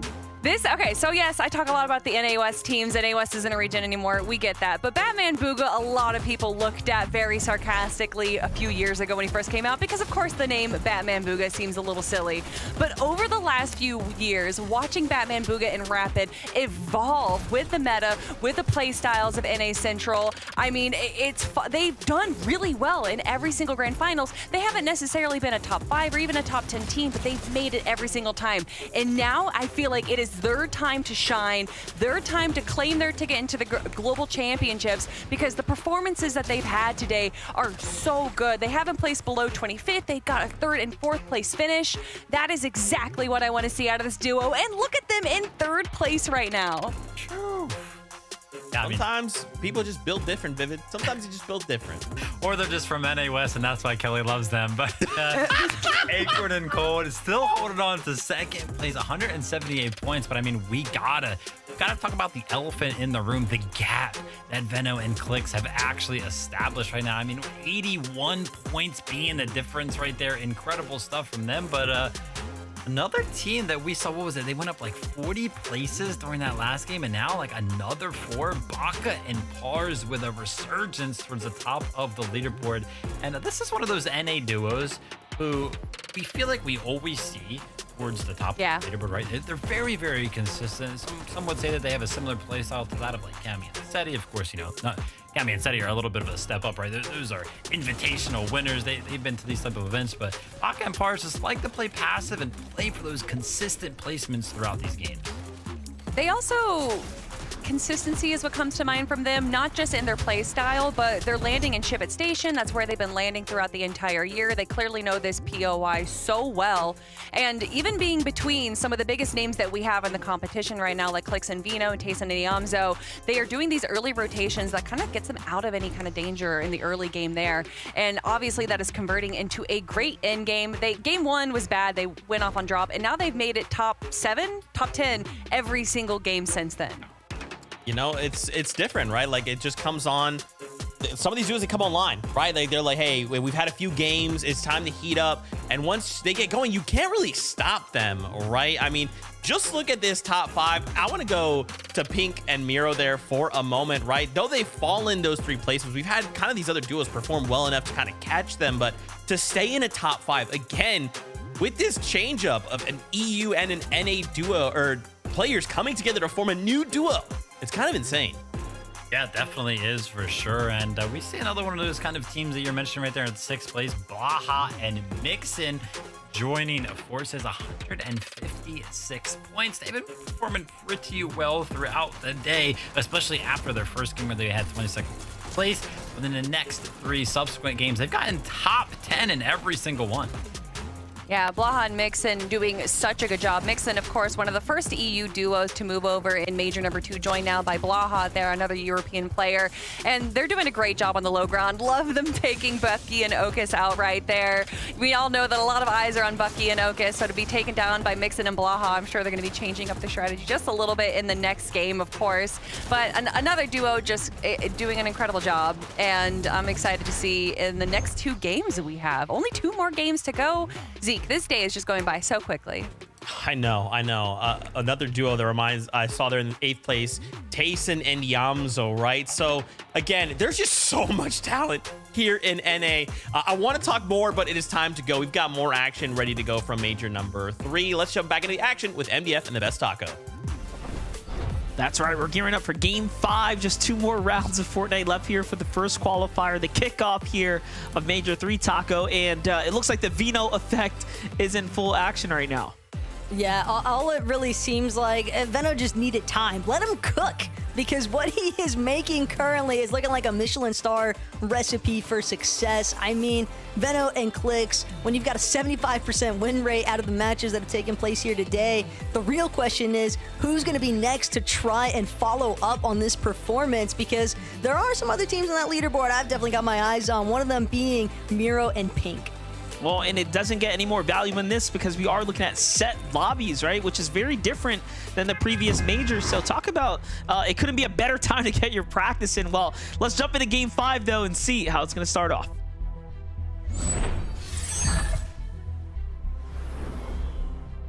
And talking about kickoffs, we do know, Taco, that they are contested, right? Yes, sure, they've been winning the drop, but we do also see crazy things happen. You never really know when it comes down to these 50-50 splits on the battle bus like this. So we'll see if Vino and Clix can make it off drop. Yeah, but to be fair, we've seen quite a few different strategies try to be employed so far by Roxanne and Dax, and literally nothing has stuck. They've been throwing everything at the wall, and it's just all been bouncing right back and smacking them in the face. But there's only so much left to be done at this point. I think it's all just a valuable learning experience, if anything. But restored reels continues to be a hot topic, given that it's Cease and Jack consistently up against Oceana there. Veno Clix, though. Finally, we see Dax and Roxanne able to turn this in their favor. At least one elimination confirmed so far onto Veno. Question is whether or not they can find that next pickup onto Clix. This is exactly what I was alluding to. The way the map was perfectly split like that, it just makes it that much harder, especially if you're landing down here south of the battle bus route. Anything can happen.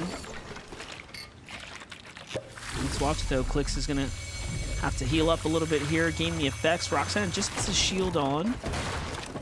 And Clix is going to go with as much HP as possible. This is going to tell us that he is going to be sticking around to fight for it.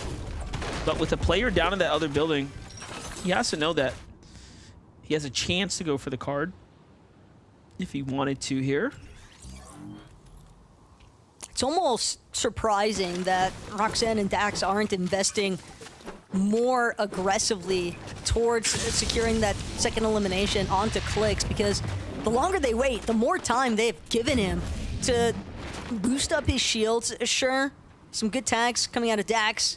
Gonna remove those shields almost as quickly as Clix was able to scramble them together, but now he's got his escape route opportunity here if he makes it through that flaming boost tube.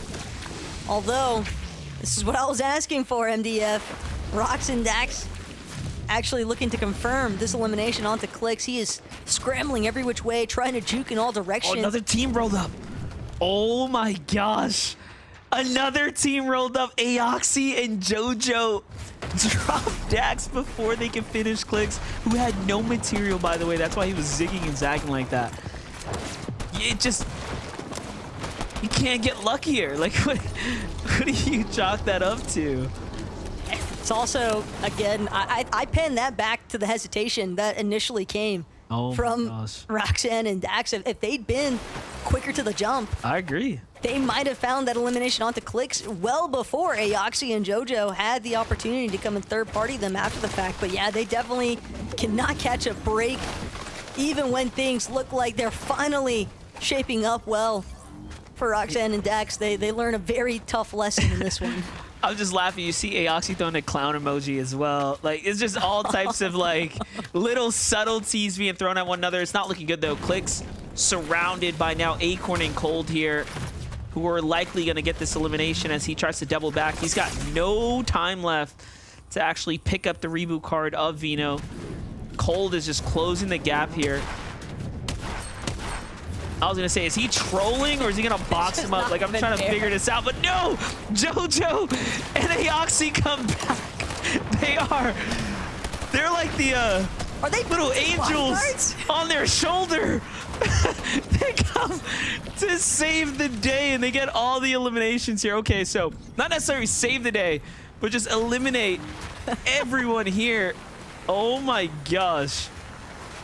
I don't think you could ask for an easier cleanup crew. Yoxi and JoJo Fishy, though, they have put a shutdown here for eliminating Click, so that's going to be our first place team on the leaderboard.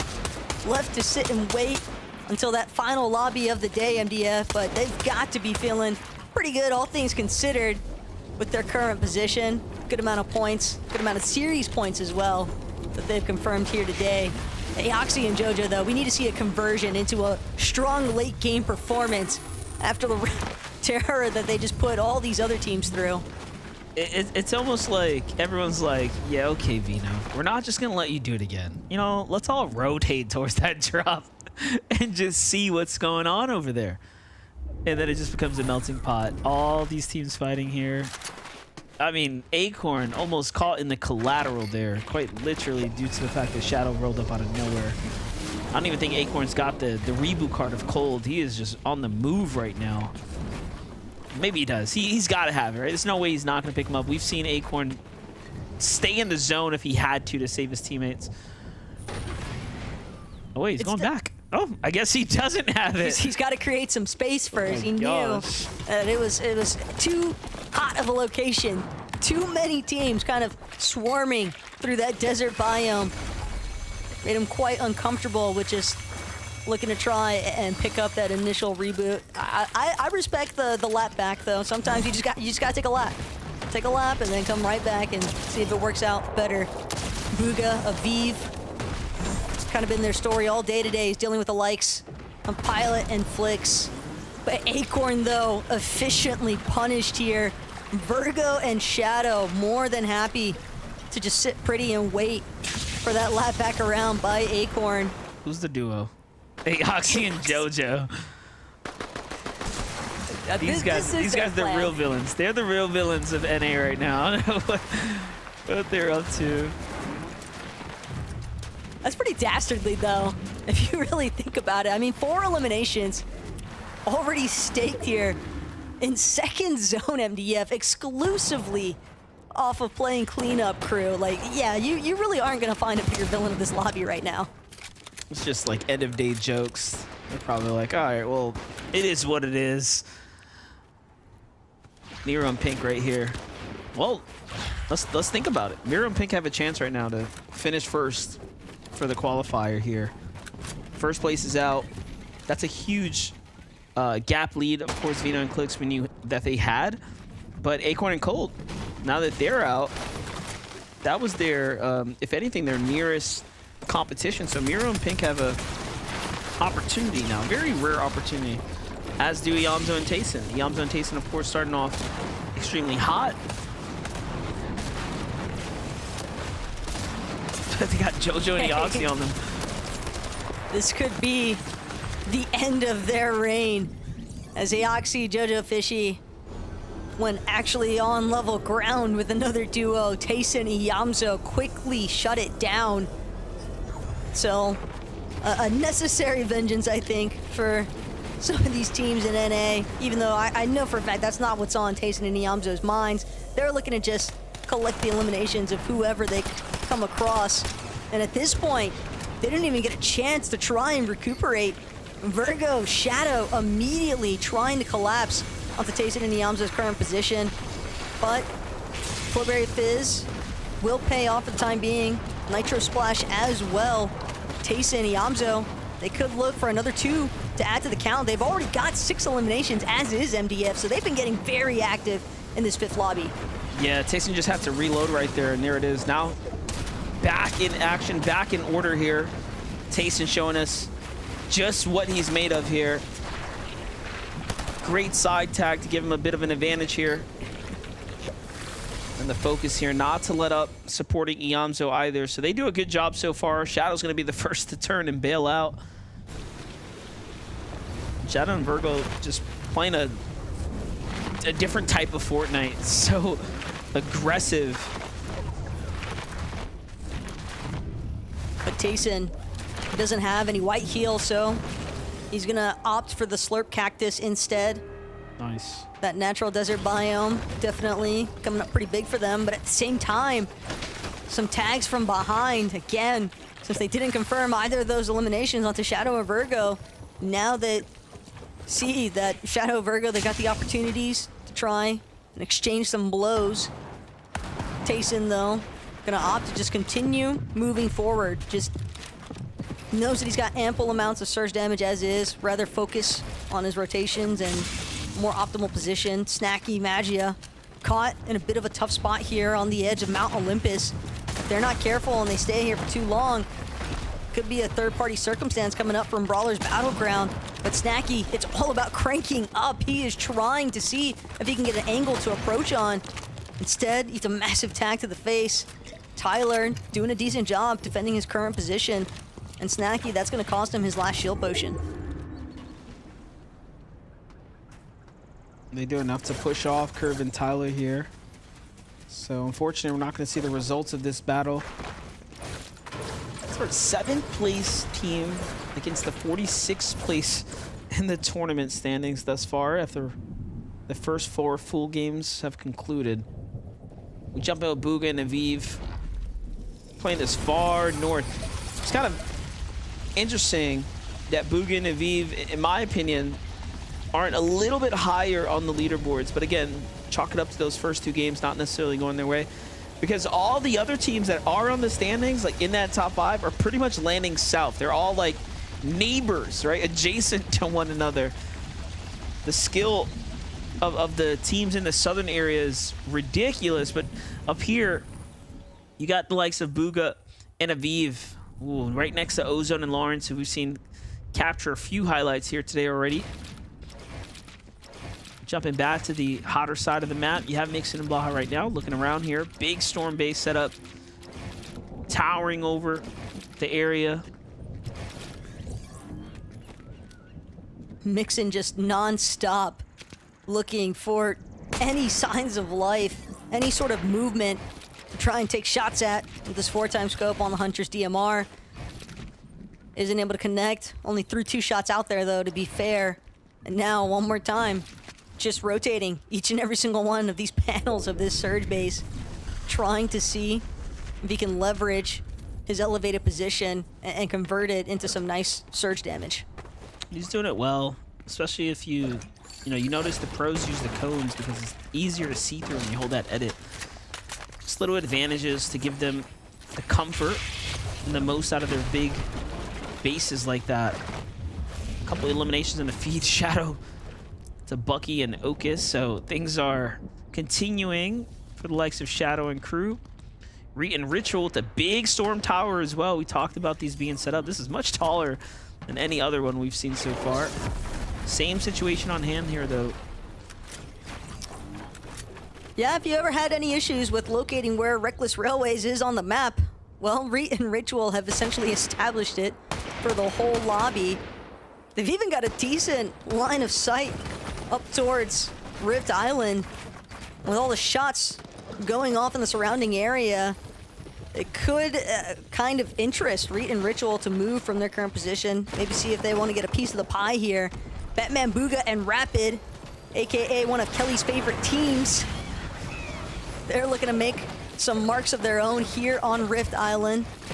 But if they're not careful, it could come at a price. Batman Booga definitely trying to be wary, trying to secure plenty of space here with this current box base, a monument essentially, around this capture point. And it does look as though it will go for free essentially here to Batman Booga and Rapid. They've staked the claim on Rift Island.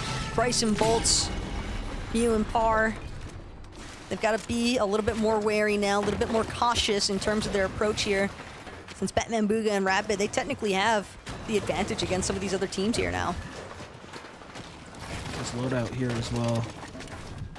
That mythic hand cannon ready to go.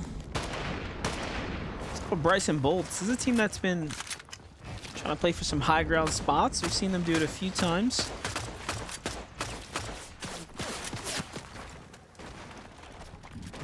They're gathering the attention of teams in the vicinity. That could be Reed's base over there. It is. You heard the tag right as we jumped out of the shot there. Meanwhile, Viv and Bugha from the north side take the launch pads. They kind of trail the outskirts, similar to what you saw Ozone making his move. They're content with being on the edge. I'm so curious as to whether or not they actually have enough surge. I know they have elimination, so it's not like they haven't been fighting, but playing so passively on the outskirts here. This wouldn't work in, you know, grand finals, if you will. And that's the most important thing to note here is that not only would it not necessarily be a very consistent strategy for them, I mean, throughout the course of today, it definitely had its highs and lows for this duo, but their plan has essentially been staked on trying to challenge Pilot and Flix over at Piney Lane, so they're making that rotate out of their drop at Classy Courts. And sure, they found that one elimination this game and posing some serious issues to Pilot and Flix's game plan, leaving them as a solo situation. But at the same time, yeah, the surge alone from one elimination, when you consider just how insanely aggressive some of these end games have been, don't think it's gonna be enough to hold strong for some of those late game dead side rotates that Bugha and Aviv seemingly keep trying to set themselves up for. Yeah, and in the current tournament setting, may not be a big deal, but, you know, we're looking to the future. Look at this, Tayson and Yamzo. This is how they continue to maintain some of the highest elimination counts round after round. It's these early game battles. Like, how do you come out of that with 7 elimination? I mean, the only other team we saw doing this was Peterborough and Boya in Major 2, of course, with the absurd amount of elims they would get game after game. Tayson and Yamzo somehow finding that pacing is really admirable, especially considering we're talking about a completely different type of, you know, meta setting right now. Like, this is, if anything, way more even playing field, right? Because everyone has access to the Nitro. Whereas in the last season, you know, only Peter Montoya had the mythic medallion, right, of agility to dash and do what they were doing. I'm right there with you, though. It has definitely seemed to cause some growing pains as well, given that Peterborough and Pollo didn't even make it through for this round 4 of week 1 Major 3 quals. But again, it's not too much of a damper on the mood, considering that they're still in a decent position as far as lower bracket of semis is concerned. And we've got Virgo and Shadow finding yet another knock, yet another elimination. They've also got 7 in tow here, MDF, so it's not just Tayson and Yamzo that are packing a big punch here on the elimination count of Lobby 5. Virgo and Shadow with the Nitro Splash. Seems as though they've got another target in sight. It's gonna be Baka and Pars. And look at that, Bugha and Aviv as well. It's gonna be a sticky situation for all parties involved. Just don't think the bash is what does the damage there, breaking the shields. It wasn't even that he landed a tag. But Virgo, things swing around as Baka claps back with a huge shot of his own. Here comes the backup from up above. Shadow breaks in, and I've always had very, very high hopes for Shadow. I'm wondering if and or when is everything just gonna line up and he's gonna find himself on a podium finish for an FNCS finals. They just completely hijacked Aviv and Bugha's loot, though, if you think about it. The refreshes that I think Bugha and Aviv were hoping for just cut short there. And now, Aviv, Bugha, they're forced to rotate elsewhere. Unfortunately, that elsewhere involves a large amount of congestion that's starting to pool on the southeast side of the zone. Even worse still, Blaha and Mixon with a slightly better position. Just a little bit further up this hill in comparison. All Mixon really needs is for Blaha to maybe pass over one of these Nuka-Colas. And then he'll be good to go. I wonder what they're holding back for. They're just gonna move. Forget waiting. Must have some insight here. Let's see. They slide in and puts him in a very unfavorable position. then not even looking to go for hard mats. So this is all risking the positioning there. Ends up working out as Miro and Pink ease up on the pressure. But the zone's pulling east. Is there a chance Baja Mixon actually have a forecast tower? Or did they already see the zone being popped there? I'm trying to gather some insight now. The closest one to them would probably be the one that Bryce and Bolts tend to try and go for. That's just a little bit north of Dumpenhausen, considering that Blaha Mixon, they land very southeast of the map over at Research Rock, so not exactly ideal forecast positioning, but you can never really factor it out. Don't always get to see which teams actually stake their claim on those big objectives throughout the course of a match, but I'm more so interested in the fact that Blaha and Mixon were so determined to hold on to those Nuka-Colas as long as possible, just trusting that those final confirmation shots wouldn't be applied into Mixon's shield to not have a whole lot of white HP to work with. And granted, they're not the only team that it could be potentially struggling at this point. A lot of teams kind of coming to a halt here as they look to just try and operate a lot of these rotates off the back of these nitro splashes. And Rapid, just as quickly as that shield potion got him back to a healthy spot, already down to just 8 shield. The entirety of the lobby just seemingly taking notice, and it's going to be Taki and Freeze posing the biggest threat currently, just trying to hold them back from pressing any further into zone. It's crazy. Rapid and Booga now 172 points. They have a chance to break into top 3. Don't forget, Acorn and Cold eliminated off the drop here, giving teams this runway.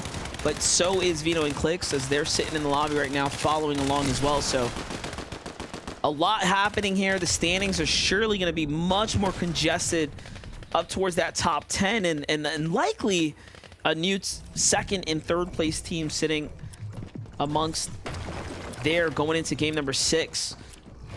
So Tayson and Yamzo flying their way back up here with 7 elims, only at 150, even with all that work here, even with the little bit of placement points now. Just shows you how quickly they slipped off the running, if you will, just by losing a game or two.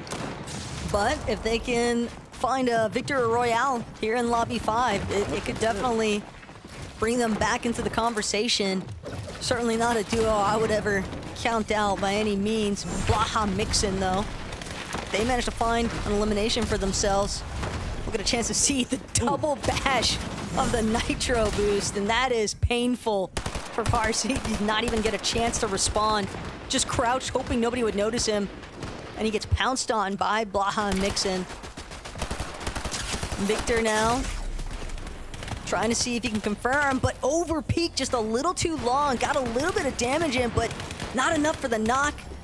And at the expense of his own shield getting broken, that's going to be both of his shield potions potentially. We'll still have one left over, but opting to utilize some of that Flowberry Fizz instead. Still, not resources you want to have to forcibly expend at this point. I like this spot that they're in with the zone bouncing back for them, but a little nervous now just from taking a bit of damage to even make a move. The other side, though, you have Raze kind of positioned up. He's likely to be the one to hold Hype for some time. We'll see if anyone tries to contest him with no Vino and Clicks in the lobby. They were the, I'd say, most notably from what we saw, but hold up, Tayson breaks his way through, finds Batman Booga with the elimination there, and that brings him on up to 8 now, and Rapid doesn't know what happened. He was just sitting there, and just like that, loses his teammate. He's also below the surge here, but the threshold should be met pretty shortly here as Miro and Pink start finally finding their set of eliminations. And they make the move first to the front side of zone here. Still playing the mid ground, though. It's part of the danger, though, that comes with trying to establish your own layer inside of the mid ground when you've got players just running through every single wall with that Nitro boost off the Nitro Splash. It's insanity to try and keep up with. Raze, as a solo, doing his best to put up a nice facade here that He's actually not operating just by himself, as if he's got another teammate with him, but have to expect it's only a matter of time. Sure enough, Pink making his way up from that position of secondary height. Miro right next to him. They've spotted out Raze, and he forfeited the high ground immediately. Wants to try and secure just a little bit more placement points, but this could be an optimal spot now for Miro and Pink. All they really need is a little bit more materials. They can get a good knock, a good elimination into a refresh. That could be the turning point for these two. I just can't help but think of someone just sitting there, full deck of cards, and just trying to bluff their play out. Someone calls him on it. Let's take a look at this. Tayson, Yamso down 9 eliminations, duo above them. G Monster and Reciprocal end up fighting for high ground after Pink had it established alongside Miro, and they give it up. And I'm curious as to what possessed them to think that it was a good time to go for height with this little bit of material, and it does seem to be working so far as Miro and Pink are forced down. Just a single mat now. This is a very crucial elimination, but no, couldn't get Noxy in time. Out comes Nicola here.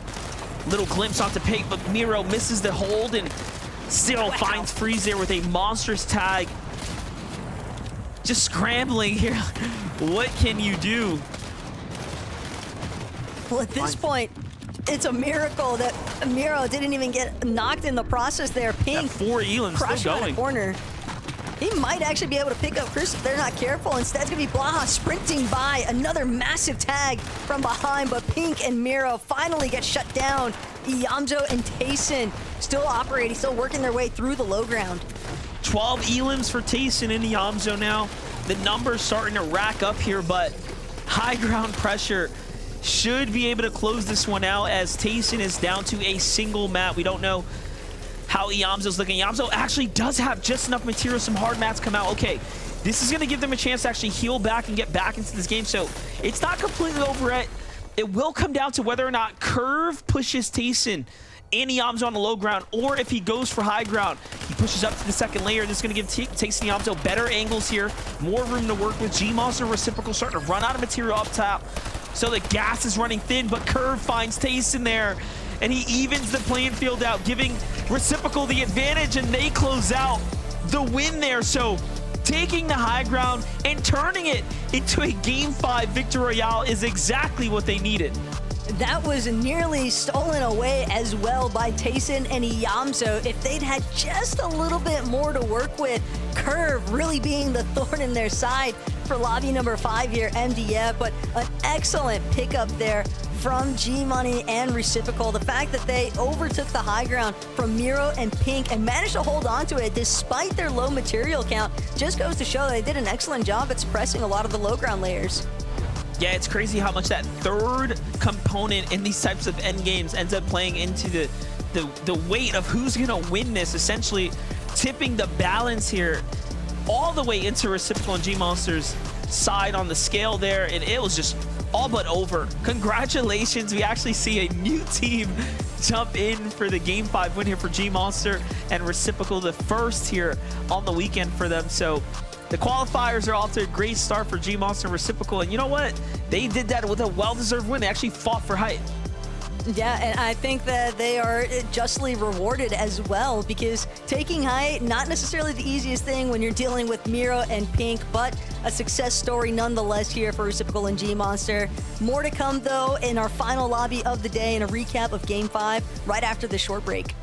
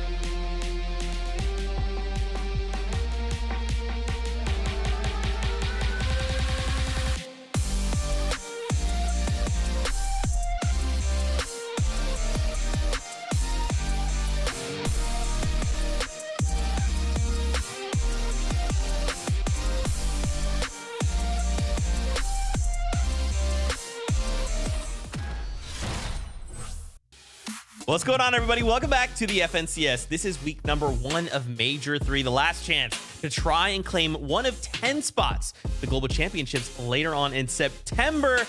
And week number 1 has started off with such a bang. If you missed out and you're just tuning in, you've missed 5 kind of insane games. So make sure you go back and try and watch some of them. Spoiler alert, Venno, Clicks have won 3 games on the day, which has kind of been crazy to think about. And yes, you heard me right. That's Venno and Clicks. Maybe you're like, what? That's a Europe name, right? It is. But now he's here competing in NA.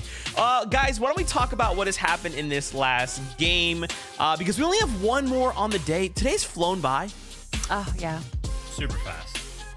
Just like G-Money and Reciprocal flew by the competition from the high ground during that game. And, you know, Kelly, we've kind of had this realization on NA, right? We've talked about it so many times where high ground, it just isn't that good when you take it early on. And that's one of the instances that we saw right here. Another one of these teams trying to hold it from 9 zone and Reciprocal and G-Monster. They take the high ground during 11th zone, one of those last and final zones. And from there, it was easy pickings on the rest of the lobby. Honestly, I won't lie, I thought Tayson and Yamza were going to win this one from the low ground. Yeah, Tayson and Yamza were doing so well. I think they ended off that game with 12 eliminations, and I'm sure we'll get a highlight reel of it in just a moment, but they had 7 eliminations at 5th zone. Clearly, regardless of what part of the game we are in, they are just absolutely dominating, and that's why we're seeing them pretty high up in our leaderboard right now. Although after the previous game, I think there was a lot of questions of maybe their steam was going down a little bit. They got 3rd place in game 1 and then kind of were falling off, but clearly they are not falling off anymore here after that game. Yeah, the final count there, Kelly, was 13 eliminations. Insane stuff there. And yeah, so far it seems like Tayson and Yamza, obviously, you know, a newly formed duo this season. So the big question was going to be, well, how are they going to play as a duo, right? They're going to kind of focus on the mid ground, the low ground, high ground. And it looks like so far, you know, they'll lead throughout some of the moving zone, 9th, 10th zone throughout the mid ground, and then slowly work their way towards that low ground, which of course we saw them do this game. And you know, unfortunate for Tayson and Yamza right there. Tayson getting picked off just before they could kind of fight for the win there. But we're seeing the effects on the leaderboard from that good game, Kelly. I mean, up 6 places now in 2nd. Yeah, definitely moving up the leaderboard right now. 224 points, just 35 points away from Clicks and Venno. And if they have the same performance that they had in game number 5, they definitely have that 1st place spot within reach of our 2nd, 3rd, and maybe even Pink and Miro. Guys, what the heck am I looking at here? What the heck am I looking at here? Why is this an EUNA top 5? What is happening here, okay? What is going on? Zeke, you know how scrimming is really big and important? Well, a lot of these teams, they wanted to scrim global champions. But how are you going to do that when everyone's a different... Well, this is the way to do it. Just bring everyone over early, and you can kind of get a feel of what globals is going to be like. That's a great point. That's a great point. This is a look at... What's weird, though, Vivid, is like, I would expect it to be, you know, regions against each other. Regions teaming up. Not on my 2024 bucket list or checklist, if you will. I mean, definitely crazy, right? I'm already seeing on social media, right? After those 5 games, like you mentioned, top 4, you know, has EU players on it. BloodX, Boop, big EU fans over there. They immediately tweet out the leaderboard and they're like, yeah, look at the top 4, by the way, EU players. So I'm sure NA is going to continuously get the flack for some of the best EU players coming over to NA and placing well. No surprise there, guys. I mean, come on. But yeah, Blaha and Mixon, another good game from them. Oh, Blaha and Mixon have been on a run for the last 4 games. The last 3 games, they've placed top 5 every single time. And look at this, Blaha down with a sliver of health. He does end up going down, but not without saving a few more placements there. Mixon bringing it all the way into, I believe, 5th place is where they got, or no, 4th place in that last game. So an incredible performance showing up for EU, and I love that it's kind of Mixon was one of the first players to come over from EU and now joined by Blaha. So it's almost like he's a little bit more NA than Blaha is. But I also want to talk about on the leaderboard, Zeke, a lot of the other teams here that aren't Europe are from NA West. So what the heck, NA East? What's going on? I knew. You know, Vivid, I knew that was gonna be the next point of topic. You see Batman Fuga there, and she's like, here we go. Well, look, it's fine, right, Vivid? Because Acorn and Cold are right here. They're in 6th place. Yeah. Yeah, I mean, well, not to mention the reason why, you know, the leaderboard is kind of close right now going into game number 6 is unfortunately Clicks and Venno and Acorn and Cold having a rough game with that early game shenanigans fighting very, very early on, going down early and putting a dampening on that game right there. But that sets us up for a good game number 6. Man. Okay, a single game left to go. What happens? How does this how does it go? It's kind of crazy to think it's flown by, but again, this is it. Final game of just week number 1. Remember, we're trying to place high to earn ourselves series points to just set ourselves up for the semifinals. One last game. Casters, take it away. Thank you, Zeke. And one other thing to highlight, I just find it pretty incredible that Tayson is stepping foot into NA territory and then breaking individual records, right? Not only for himself, but the region as a whole. So all in all, we have a very fun Major 3 here that we couldn't have guessed was going to be going down. And yeah, Monster, I'm so sad that one thing that I think chat and everyone has been robbed of is the conversation we got to overhear between Vivid and Levin in regards to some of their takes. But Vivid, I need you to stand on business, man. You got to hold it down with some of those thoughts as far as NA is concerned and this invasion of the EU players on the leaderboard. But the hybrid duos are certainly paying off so far here today, MDF. Keeping things interesting for us here. Well, we're gearing up for game 6 now, and it is going to be exciting. And, you know, it's all vanity at the end of the day right now. We are just in the qualifier weeks, but seeing these leaderboards start to shape out really give us an early indication of what teams are going to be on the lookout for. So let's jump in with game number 6 now.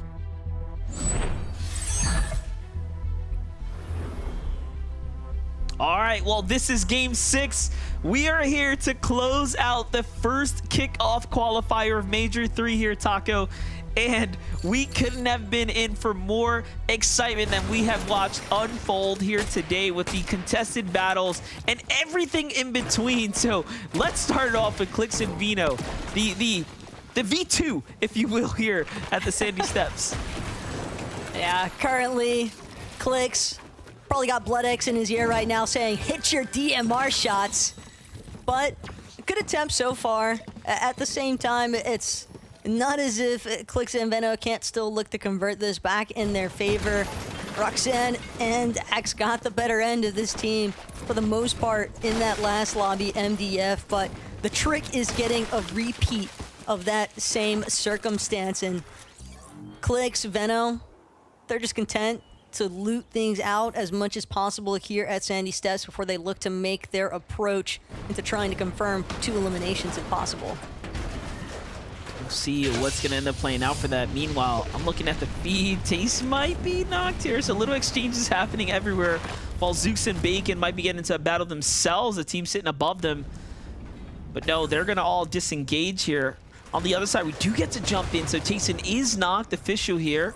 Yamzo does get the pickup successfully as Gore's trying to break this wall, but we do say pros don't fake, and Yamzo commits through and now has to turn things around, and Gore definitely hears the save happen and the splash come through, so he's all but aware that things are looking a little dicey here. Yamzo moves first, trying to hunt down Gordon. He doesn't even see where he is. Oh, how cheeky. Opens the door and then sits behind it. Yeah, you know, you gotta appreciate it. It's a good attempt. But the math wasn't mathing. The math wasn't mathing, you know. I was just like, okay, no sounds, no player in sight. Where are you, bro? Like, I like that attempt, though, for the distraction factor there. Respect.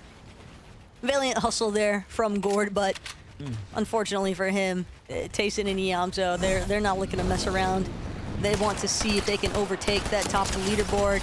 Poppy and Victor, a nice elimination pickup here for this duo. So much needed points for sure. Veno Clix, things still haven't finalized at the Sandy Steps just yet.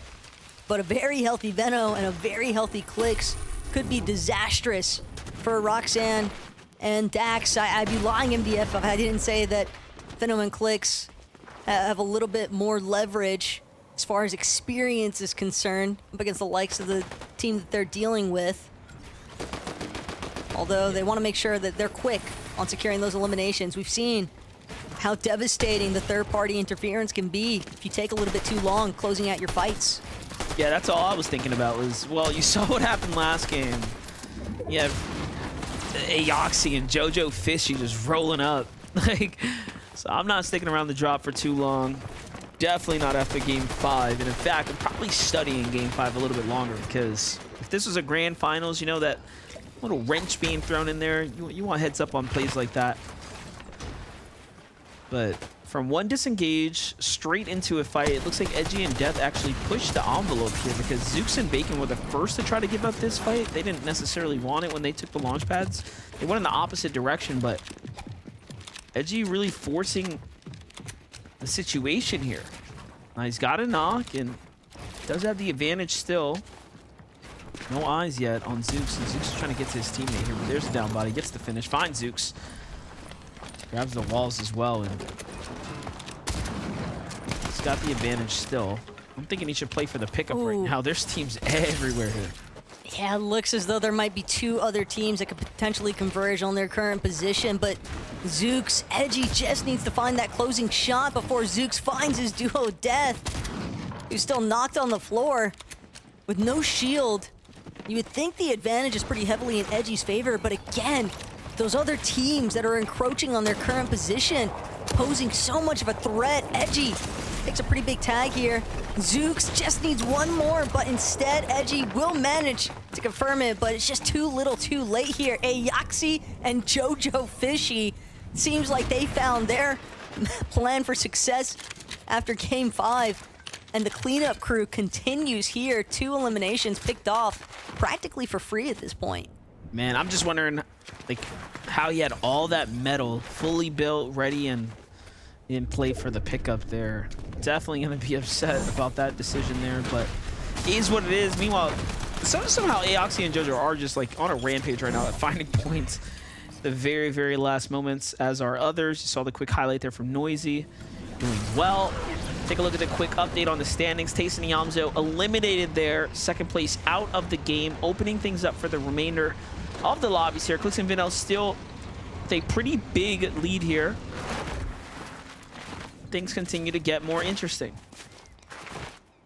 Yeah, just can't help but think that's a pretty tough break there for Death and Edgy. Death put in so much work, too, to get that initial knock elimination, but it is what it is at this point, as Bugha and Aviv hoping for a different outcome in their final lobby of the day. They found one victory royale, and they want to see if they can get more, but again, it's not going to come easy by any means. Hovering just outside the Lavish Lair, Hound and Mason kind of cutting off their approach. Bugha and Aviv, they're actually going to look for another angle, potentially. Bugha cranking up. Small Surge Tower going to be the result here. Vorteca also kind of lingering there, just a little bit further north from where Bugha and Aviv were situated. Big change-ups, though, in the leaderboard as far as what teams are left standing here in our top 5. Tayson and Yamzo, second-place team, cut short of that first-place dream. I'm still thinking, like, it's kind of crazy how Clix and Vino, although they have 3 victory royales, they're not, like, so far ahead. Yeah, you know, like, just showing you that if you get a donut game, like, it's gonna turn out bad. Like, it can be real dicey for you. Let's watch this, though. Ooh, nice little tag there. Elimination, padding up the points there as they continue to sweep up. This has just been such an impressive day out of Veno. And granted, don't get me wrong, Click still deserves his flowers for sure as the other half of this duo, but we have just been seeing highlight moment after highlight moment all day today from Veno.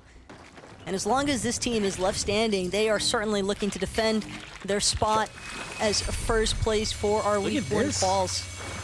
Dude, Shadow and Virgo, 2 games back-to-back now with a monstrous set of eliminations early on. We're seeing it from JoJo and Aoxy. We're seeing it from Shadow and Virgo. I do wonder, how is this going to shape up their mentality and honestly their confidence as we start gearing into the other weeks? I want to see more aggression than if they're that good, right? If they're winning like that. Well, aggression has definitely been a theme here today for Bucky and Okus, that is for sure. But dealing with the likes of Muzz and Trashy. The HP advantage is certainly in Muzz and Trashy's favor. Trashy just looking to see if he can get a side angle approach. Gonna fall back momentarily, just wants the Nitro Splash next to Muzz, make sure they both get that effect. But bit of a pause here. It's the campfire advantage, though, for Bucky and Okus, and you can hear the sound cue going off. The weapons bunker is what Bucky and Okus are after. It's been their game plan all day today. Weapon bunkers and that Rift Island. So if Muzz and Trashy want to get their hands on that weapons mod bench and the goods inside, they're going to have to deal with Bucky and Okus first. Is now reinvigorated, but Bucky caught off guard from the side. Okus immediately bites back, though. Okus with a full cleanup here. That is a massive pickup on both of those eliminations. He'll now have his chance to get inside that weapons bunker. The reboot card as well for Bucky means that this duo can definitely keep their Lobby 6 streams alive. Yeah, this is definitely looking like a kind of like an offensive season. If you're on offense, I mean, you have the advantage. That's how you have to play it. Bucky and Okus end up pushing in and inevitably win that fight there. Could have been a little bit cleaner, though. Muzz definitely outplayed Bucky a bit there. However, they both hit pretty big shots on one another, equalizing things. Vino and Click's on the move right now, not looking to play deep into the storm, and more interestingly, rotating straight out of the desert biome, where in the first couple of games they were a lot more comfortable being there, but I guess that game 5 scare, right? All those duos there really has shaken up their strategy here, and they're playing more of a dead side rotate. So interesting to see the micro adjustments coming in just in the final round now for Clix and Veno, who want to be in that first place seed spot coming out of today. Hero and Pink on the move here for potential fight. Let's zoom in on that fight. Vortec down, Paco up. G-Monster reciprocal on the run right now as Paco's put in the damage here, but breaks in. And it's just so fun to watch someone get ran over like this. Makes every Fortnite season so different, just feels so different when you have an item like this in play. Cola's popped. Ooh. I was gonna say, from the spectator point of view, it can definitely be entertaining, but Of course. maybe a little bit less so if you're on the receiving end of things. But Vorteca and Paco definitely did enough.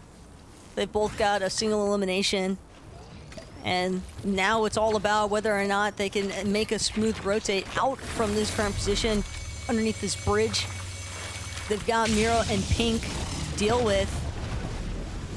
But granted, rotates are obviously going to be on the minds of a lot of these players, as well as that theme of aggressiveness. Ooh.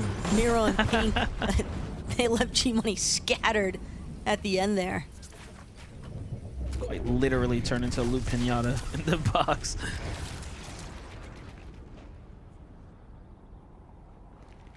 Not Kinda wanna- halfway through yet. Oh, I was going to say, I just wanted to kind of circle back, though, to Clix and Veno, because one thing about that team, they have been playing a lot of dead side rotates. They spend a decent amount. I would possibly even argue more than some of these other teams, like one of the highest teams to spend time inside of these early one-tick zones. Their game plan for a while has been to kind of utilize those launch pads and just play slowly through the desert biome. And I think a big part of it is just they've been so good at confirming that early surge damage that Veno's IGLing has just paid off big time for these two. Talking about those dead sides. Here they are, still on the move. Saw just moments ago, Reet and Ritual were not too far off of the Reckless Railways here as well. It does seem like everyone's well on their ways here.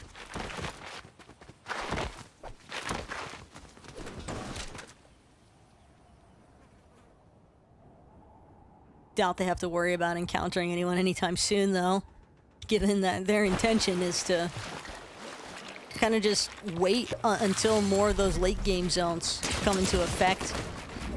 Given that Miro, though, is in a whole world of trouble here. Reet and Ritual have spotted him out Whoa. as a solo. He doesn't even get a chance to respond. just immediately taken down. You can see the red flames, man. Reet and Ritual, sure, they're celebrating currently, but that nitro boost effect is just ridiculous. So silly. You have to love Fortnite and all the options you have to celebrate, if you will, after coming up on some points there. And Reet and Ritual, they need that. They need something going for them. They've had a pretty rough day.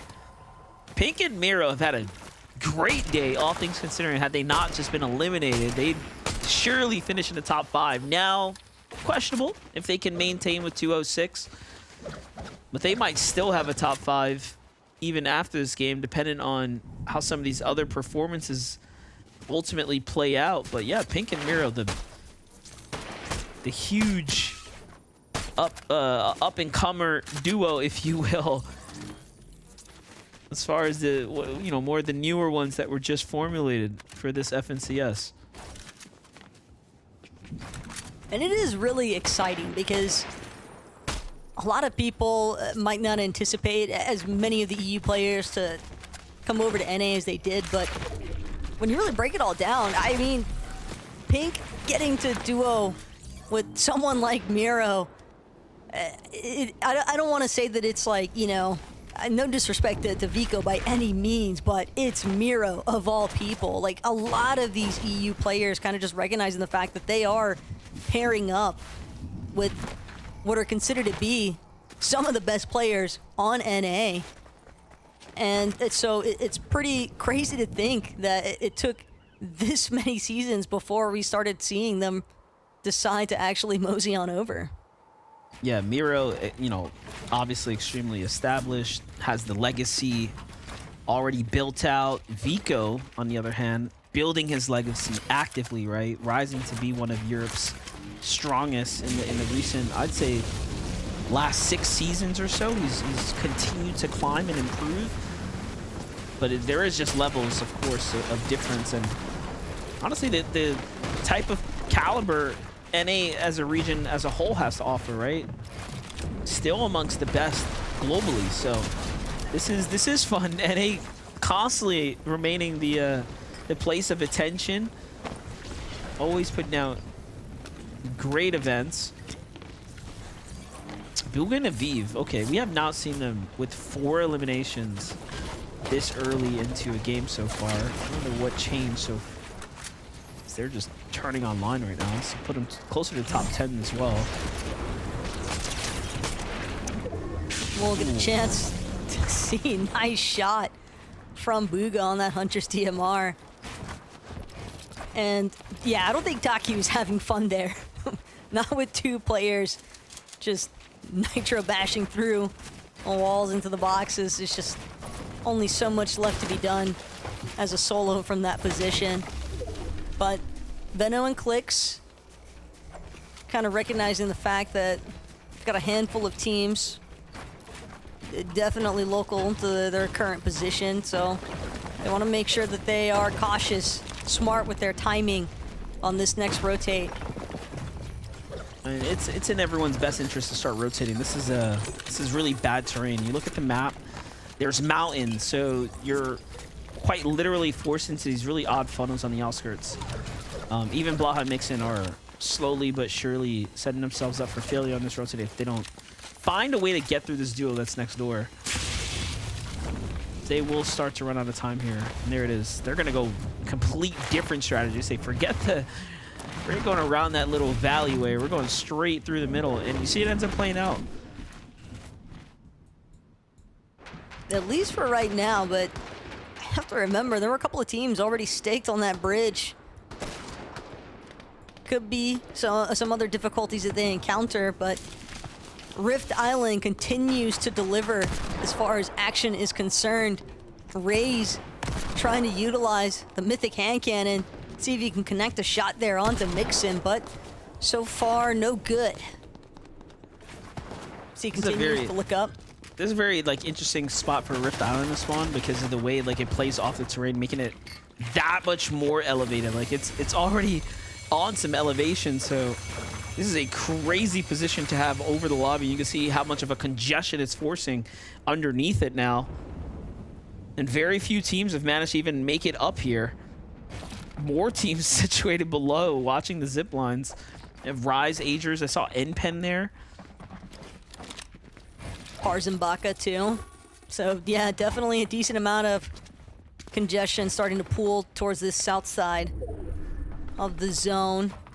But favorable next zone here for Rise and Azures, as long as they've got enough surge damage online. You don't need high eliminations.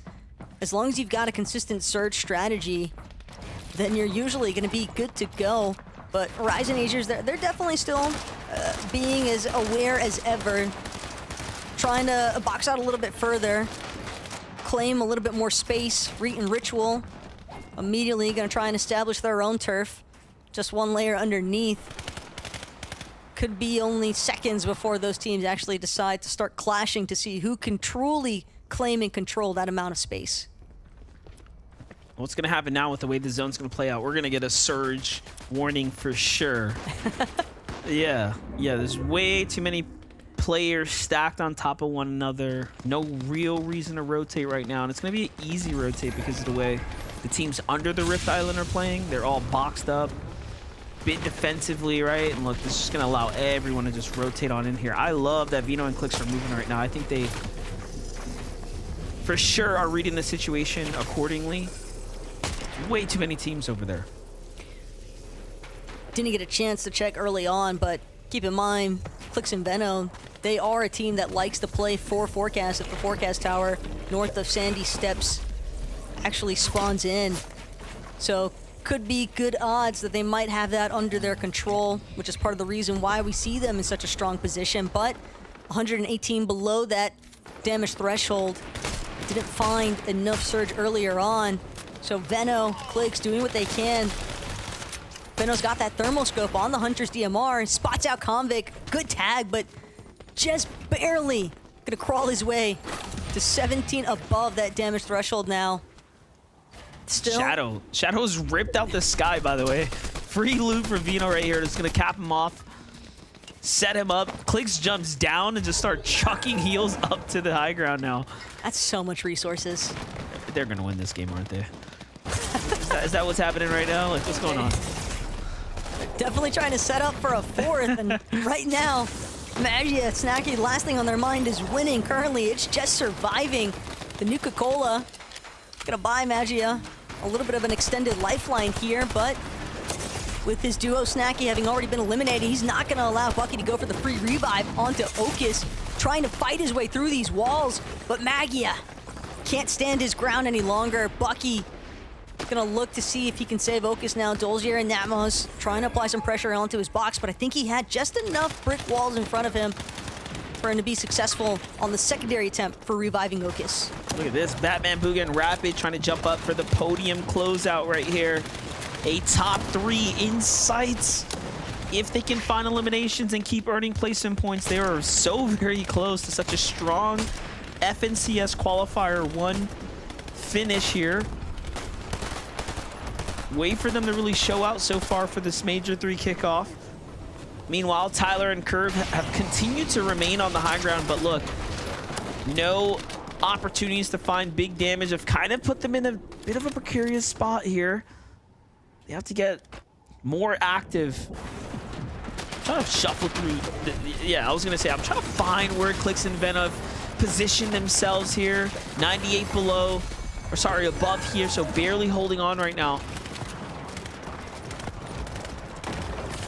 Again, Zone 9, Storm Surge, gonna stay active for just a little bit longer here, but again, we're gonna see some teams get a temporary bailout until Zone 9 actually comes to effect. We're looking for 26, 36 is the cutoff there for the Zone 8 36 player count, and now one more time, 8 above currently for Clix and Veno, so they're definitely in a bit of a tough position if they can't confirm some more damage or eliminations in general. I mean, they're just waiting. They're just waiting for the zone to pull away from that island so they can actually take high ground. That's all they're timing right now. Is they have so much material as well. we'll see how it plays off. The longer this Rift Island stays into play, the harder it is for anyone to actually play for a real dominant position here. 4 above, 35 above, little by little, working their way up. Clicks, didn't see it coming. Right side of his wall just immediately taken by a player with that nitro effect. Veno now left to scramble. A couple of shieldfish are gonna get him one step further here, but 2 white HP is not the kind of situation you want to find yourself in as a solo here. Veno, he's done some monstrous performances already here today, but at this point, MDF, it's all about just trying to confirm a couple more placements. Maybe he finds another elimination here, but the Gatekeeper just not going to be able to confirm a knock. He's not going to get that refresh he so desperately needs. Yeah, no, this is just too difficult of a position to crawl your way out of, but I mean, he finds a little moment, a moment to recoup himself here. He's done a great job reading the zone so far, but this layer, too contested. You just give it up, but he's still remaining second high. There it is, finally. Reality sets in. Okay, maybe I should not be playing so close to high ground, let alone this incredible mid-ground position right now. And Curve and Tyler, I don't know where they found the material count to build out like this, individually, by the way, but they have done enough to be in control of the high ground spot right now. Batman, Booga, and Rapid continue to earn points now. Meanwhile, on the low ground, Vino earning more and more, just solidifying what will be his first place spot here. That's what they're trying to hold on to right now. The worst part, though, is Veno has to stay ahead of the zone. He can't afford to get caught for even one storm tick at this point. Veno doing everything in his power. You can see the edits panning through his final 6 builds left to try and control his fate. Takes out the floor from underneath Blanc, but won't get a chance to fire off his shot. And again, it seems almost inevitable at this point before he goes down. And he's got no time to mess around with the edge of the storm there. You can see continuing to pressure him inwards. Somehow there's still 11 teams alive. There's so many solos up. There it is. Vino falls there, giving away the 10th place spot to Aiden, but Batman Booga earning just a little bit more. 3 HP now, as desperate as ever. That's it. All out of everything. Tries to find a little bit more points there. Gets Tyler with the knock. Can he get the second? No, goes for the thirst. Doesn't recognize that the duo mate Curve was right there. So hurt. And now high ground has been given up. Noxie and Crisp are one of the last to survive here as they jump down. But on the low ground, Batman Booga and Aviv are alive and well. Aviv, though, he's got all of the material count. Booga, absolutely nothing left, fully depleted of his builds. Noxie and Crisp looking to have a strong position, but they don't have builds either. Mats. Crisp doesn't have any mats. He's going to be forced to retreat. Flopper going to buy him a little bit more time. But again, Noxie, Crisp, they just need to confirm the shots onto Aviv. One more is going to do it. And sure enough, Noxie and Crisp are Game 6 Victory Royale winners to close everything out for Week 1 here, MDF. Good to see Crisp continuing to rack up some wins here and put up some numbers alongside Noxie. They really did need those, those points there and the confidence. But Booga and Aviv, you have to give them their credit. That was a very difficult zone for them to play out of. And this was one of their, faster starts and paces that they managed to keep up this entire game. Remember, we were celebrating their 4 elims so early in the game, and then look at this, Noxie and Chris, sleeper team, jumps well above 220 points. Who knows where that's going to put them as far as the standings are concerned, because that was a strong Game 6 finish for them, Taco. Yeah, it's definitely some very much needed points. And granted, MDF, a lot of this placement, the primary concern is going to be surrounding how many series points do we actually manage to accrue. Well, one thing's for sure, we've got our analyst and Zeke to be able to tell us who ended up where on this Week 1. I'm very hurt that it was analyst and Zeke there. She said what she said. She said what she said, man. Anyway, Noxie, Chris, let's go. Getting themselves a Victory Royale here in game number 6. Remember, We're just trying to end the day as high as we can, right? Because that'll give us an amount of series points on the leaderboard, which then we take into next week. We try to get as much more as we can next week, and then we go to semifinals. Now, for the duo here, getting themselves a victory route in this last game, that's going to do wonders for their points. You saw there 231, which is massive, but I mean, to end the week number 1 here on the victory royale, guys, that's got to feel so amazing. Oh yeah, you gotta imagine it definitely does. And a big win there for Noxie and Chris. Not to mention, we actually saw Noxie throw the flomper over to Crisp, and I love that play, right? Because usually when we see these type of games, they'll stack meds on one player and try to play the heal off right there, but no, they kind of split them up because they knew that they wanted to take the fight, and ended up paying off. Great decision by the duo. Yeah, and this isn't the first good game we saw out of them. They've already gotten 5th place twice today, so to end it off with the victory royale, I mean, they were already in the top 10 before that game, so glad to see them. I'm sure we're going to see them jump up the leaderboard, but obviously making it even more high up the leaderboard is going to give you more series points. That's what we're looking for right now. A lot of these teams kind of in the top 25 are almost confirmed to make it into the upper bracket of the semifinals, and obviously that's where a lot of these teams want to be because, well, that's how you make your way into the grand finals. But lots of big names right there. Obviously a big name, Booga and Aviv almost getting their 2nd victory royale of the day. It was close. You know, for a moment there, you think this is Booga, right? Like, back against the wall. How many times have we seen him pull out a W in those types of situations? He's got to have it, right? But in this case, the pressure was just too much. But still, a 2nd place, Vivid, that's still placement points.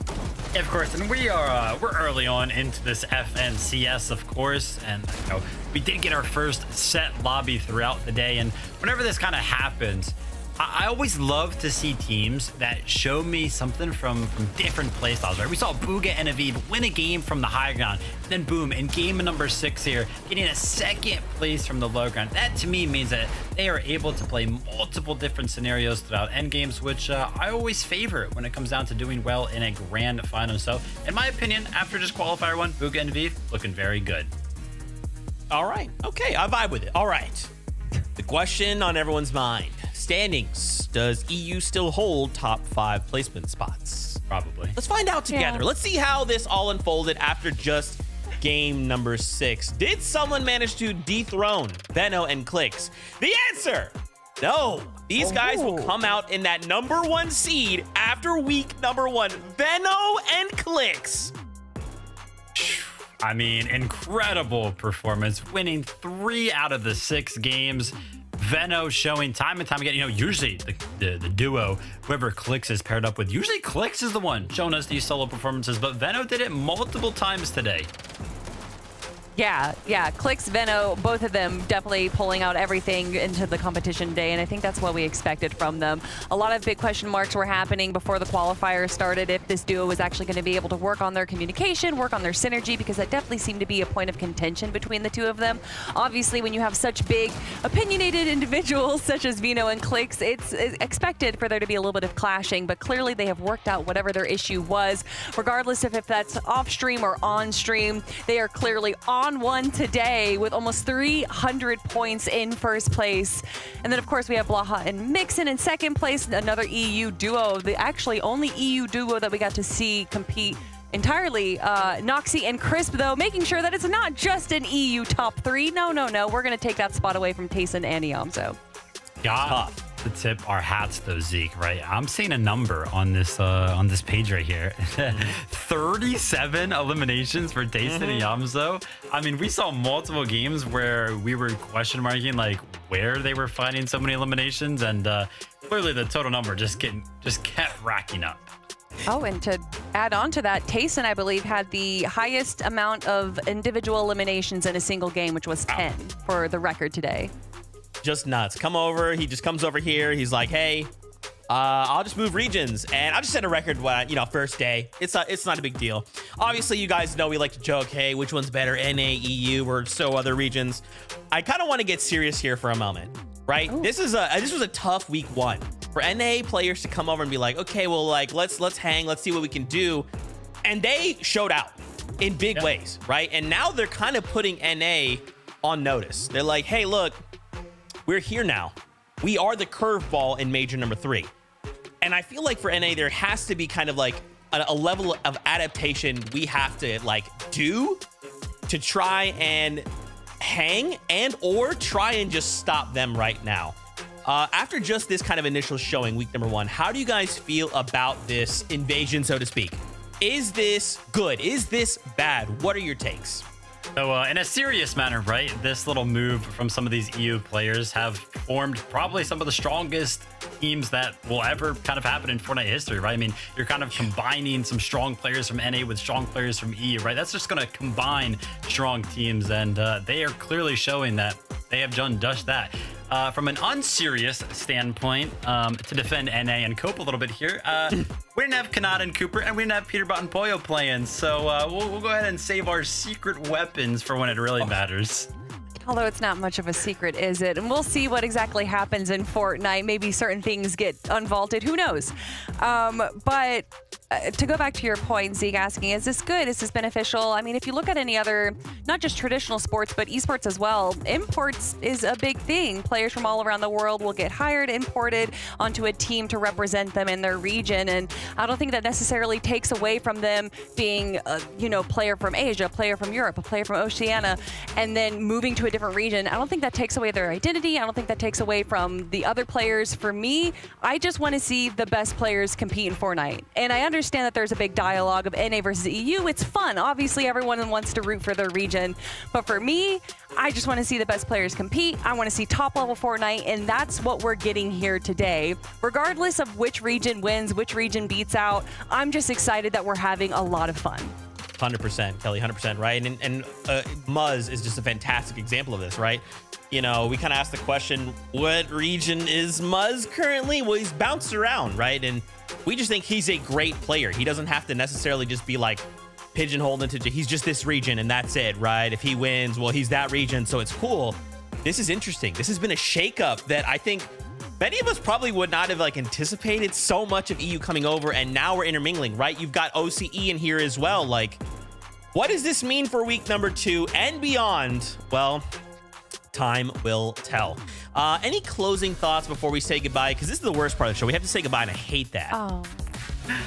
It was fun. It was chaotic. Nitro is proving to be quite strong, and it allows some of our players to be very, very mechanical, get in and end some of these fights very, very quickly, and it led to a lot of eliminations, kind of like that avalanche effect. You were able to steamroll and keep building up momentum throughout some of these games. We saw so much of that today. Zeke, I said at the start of the show that there's a lot of desperation going on, not just with NA, not just with EU, with everyone, right? Because this is the last major to be able to get into the global champions. So I think we might see some desperation going on from week 1 to week 2. We already saw in majors 2 and 1 where teams would literally break up in the middle of qual 1 to qual 2 to reform a new duo. I think we might be seeing that as well this week. Yeah, there's a lot of unknowns right now, right? And we'll have a week to kind of look at everything and say, how does this all take us into week number 2, right? After that 3 weeks, and everyone's going to have 3 weeks to say, what do we need to do in semifinals? And then grand finals, right? There's still 10 spots here in NA going to the global championships. That is our goal. We end grand finals in top 10. We go to the global championships. Friends, thank you so much for hanging out with us. We love getting to do this. Again, this is the worst part. We got to say goodbye. Next weekend, though, we'll be back, EU as well as NA. We're all friends here. All right, don't let me catch any of y'all saying EU or NA better. We know the answer. But guys, thank you so much from ourselves, from your casters, Monster D-Face, and the best Taco, from our production crew, from everyone. Thank y'all so much. As always, we love you. Keep yourself safe, and we'll see you on that battle bus. Beep, beep. Beep, beep.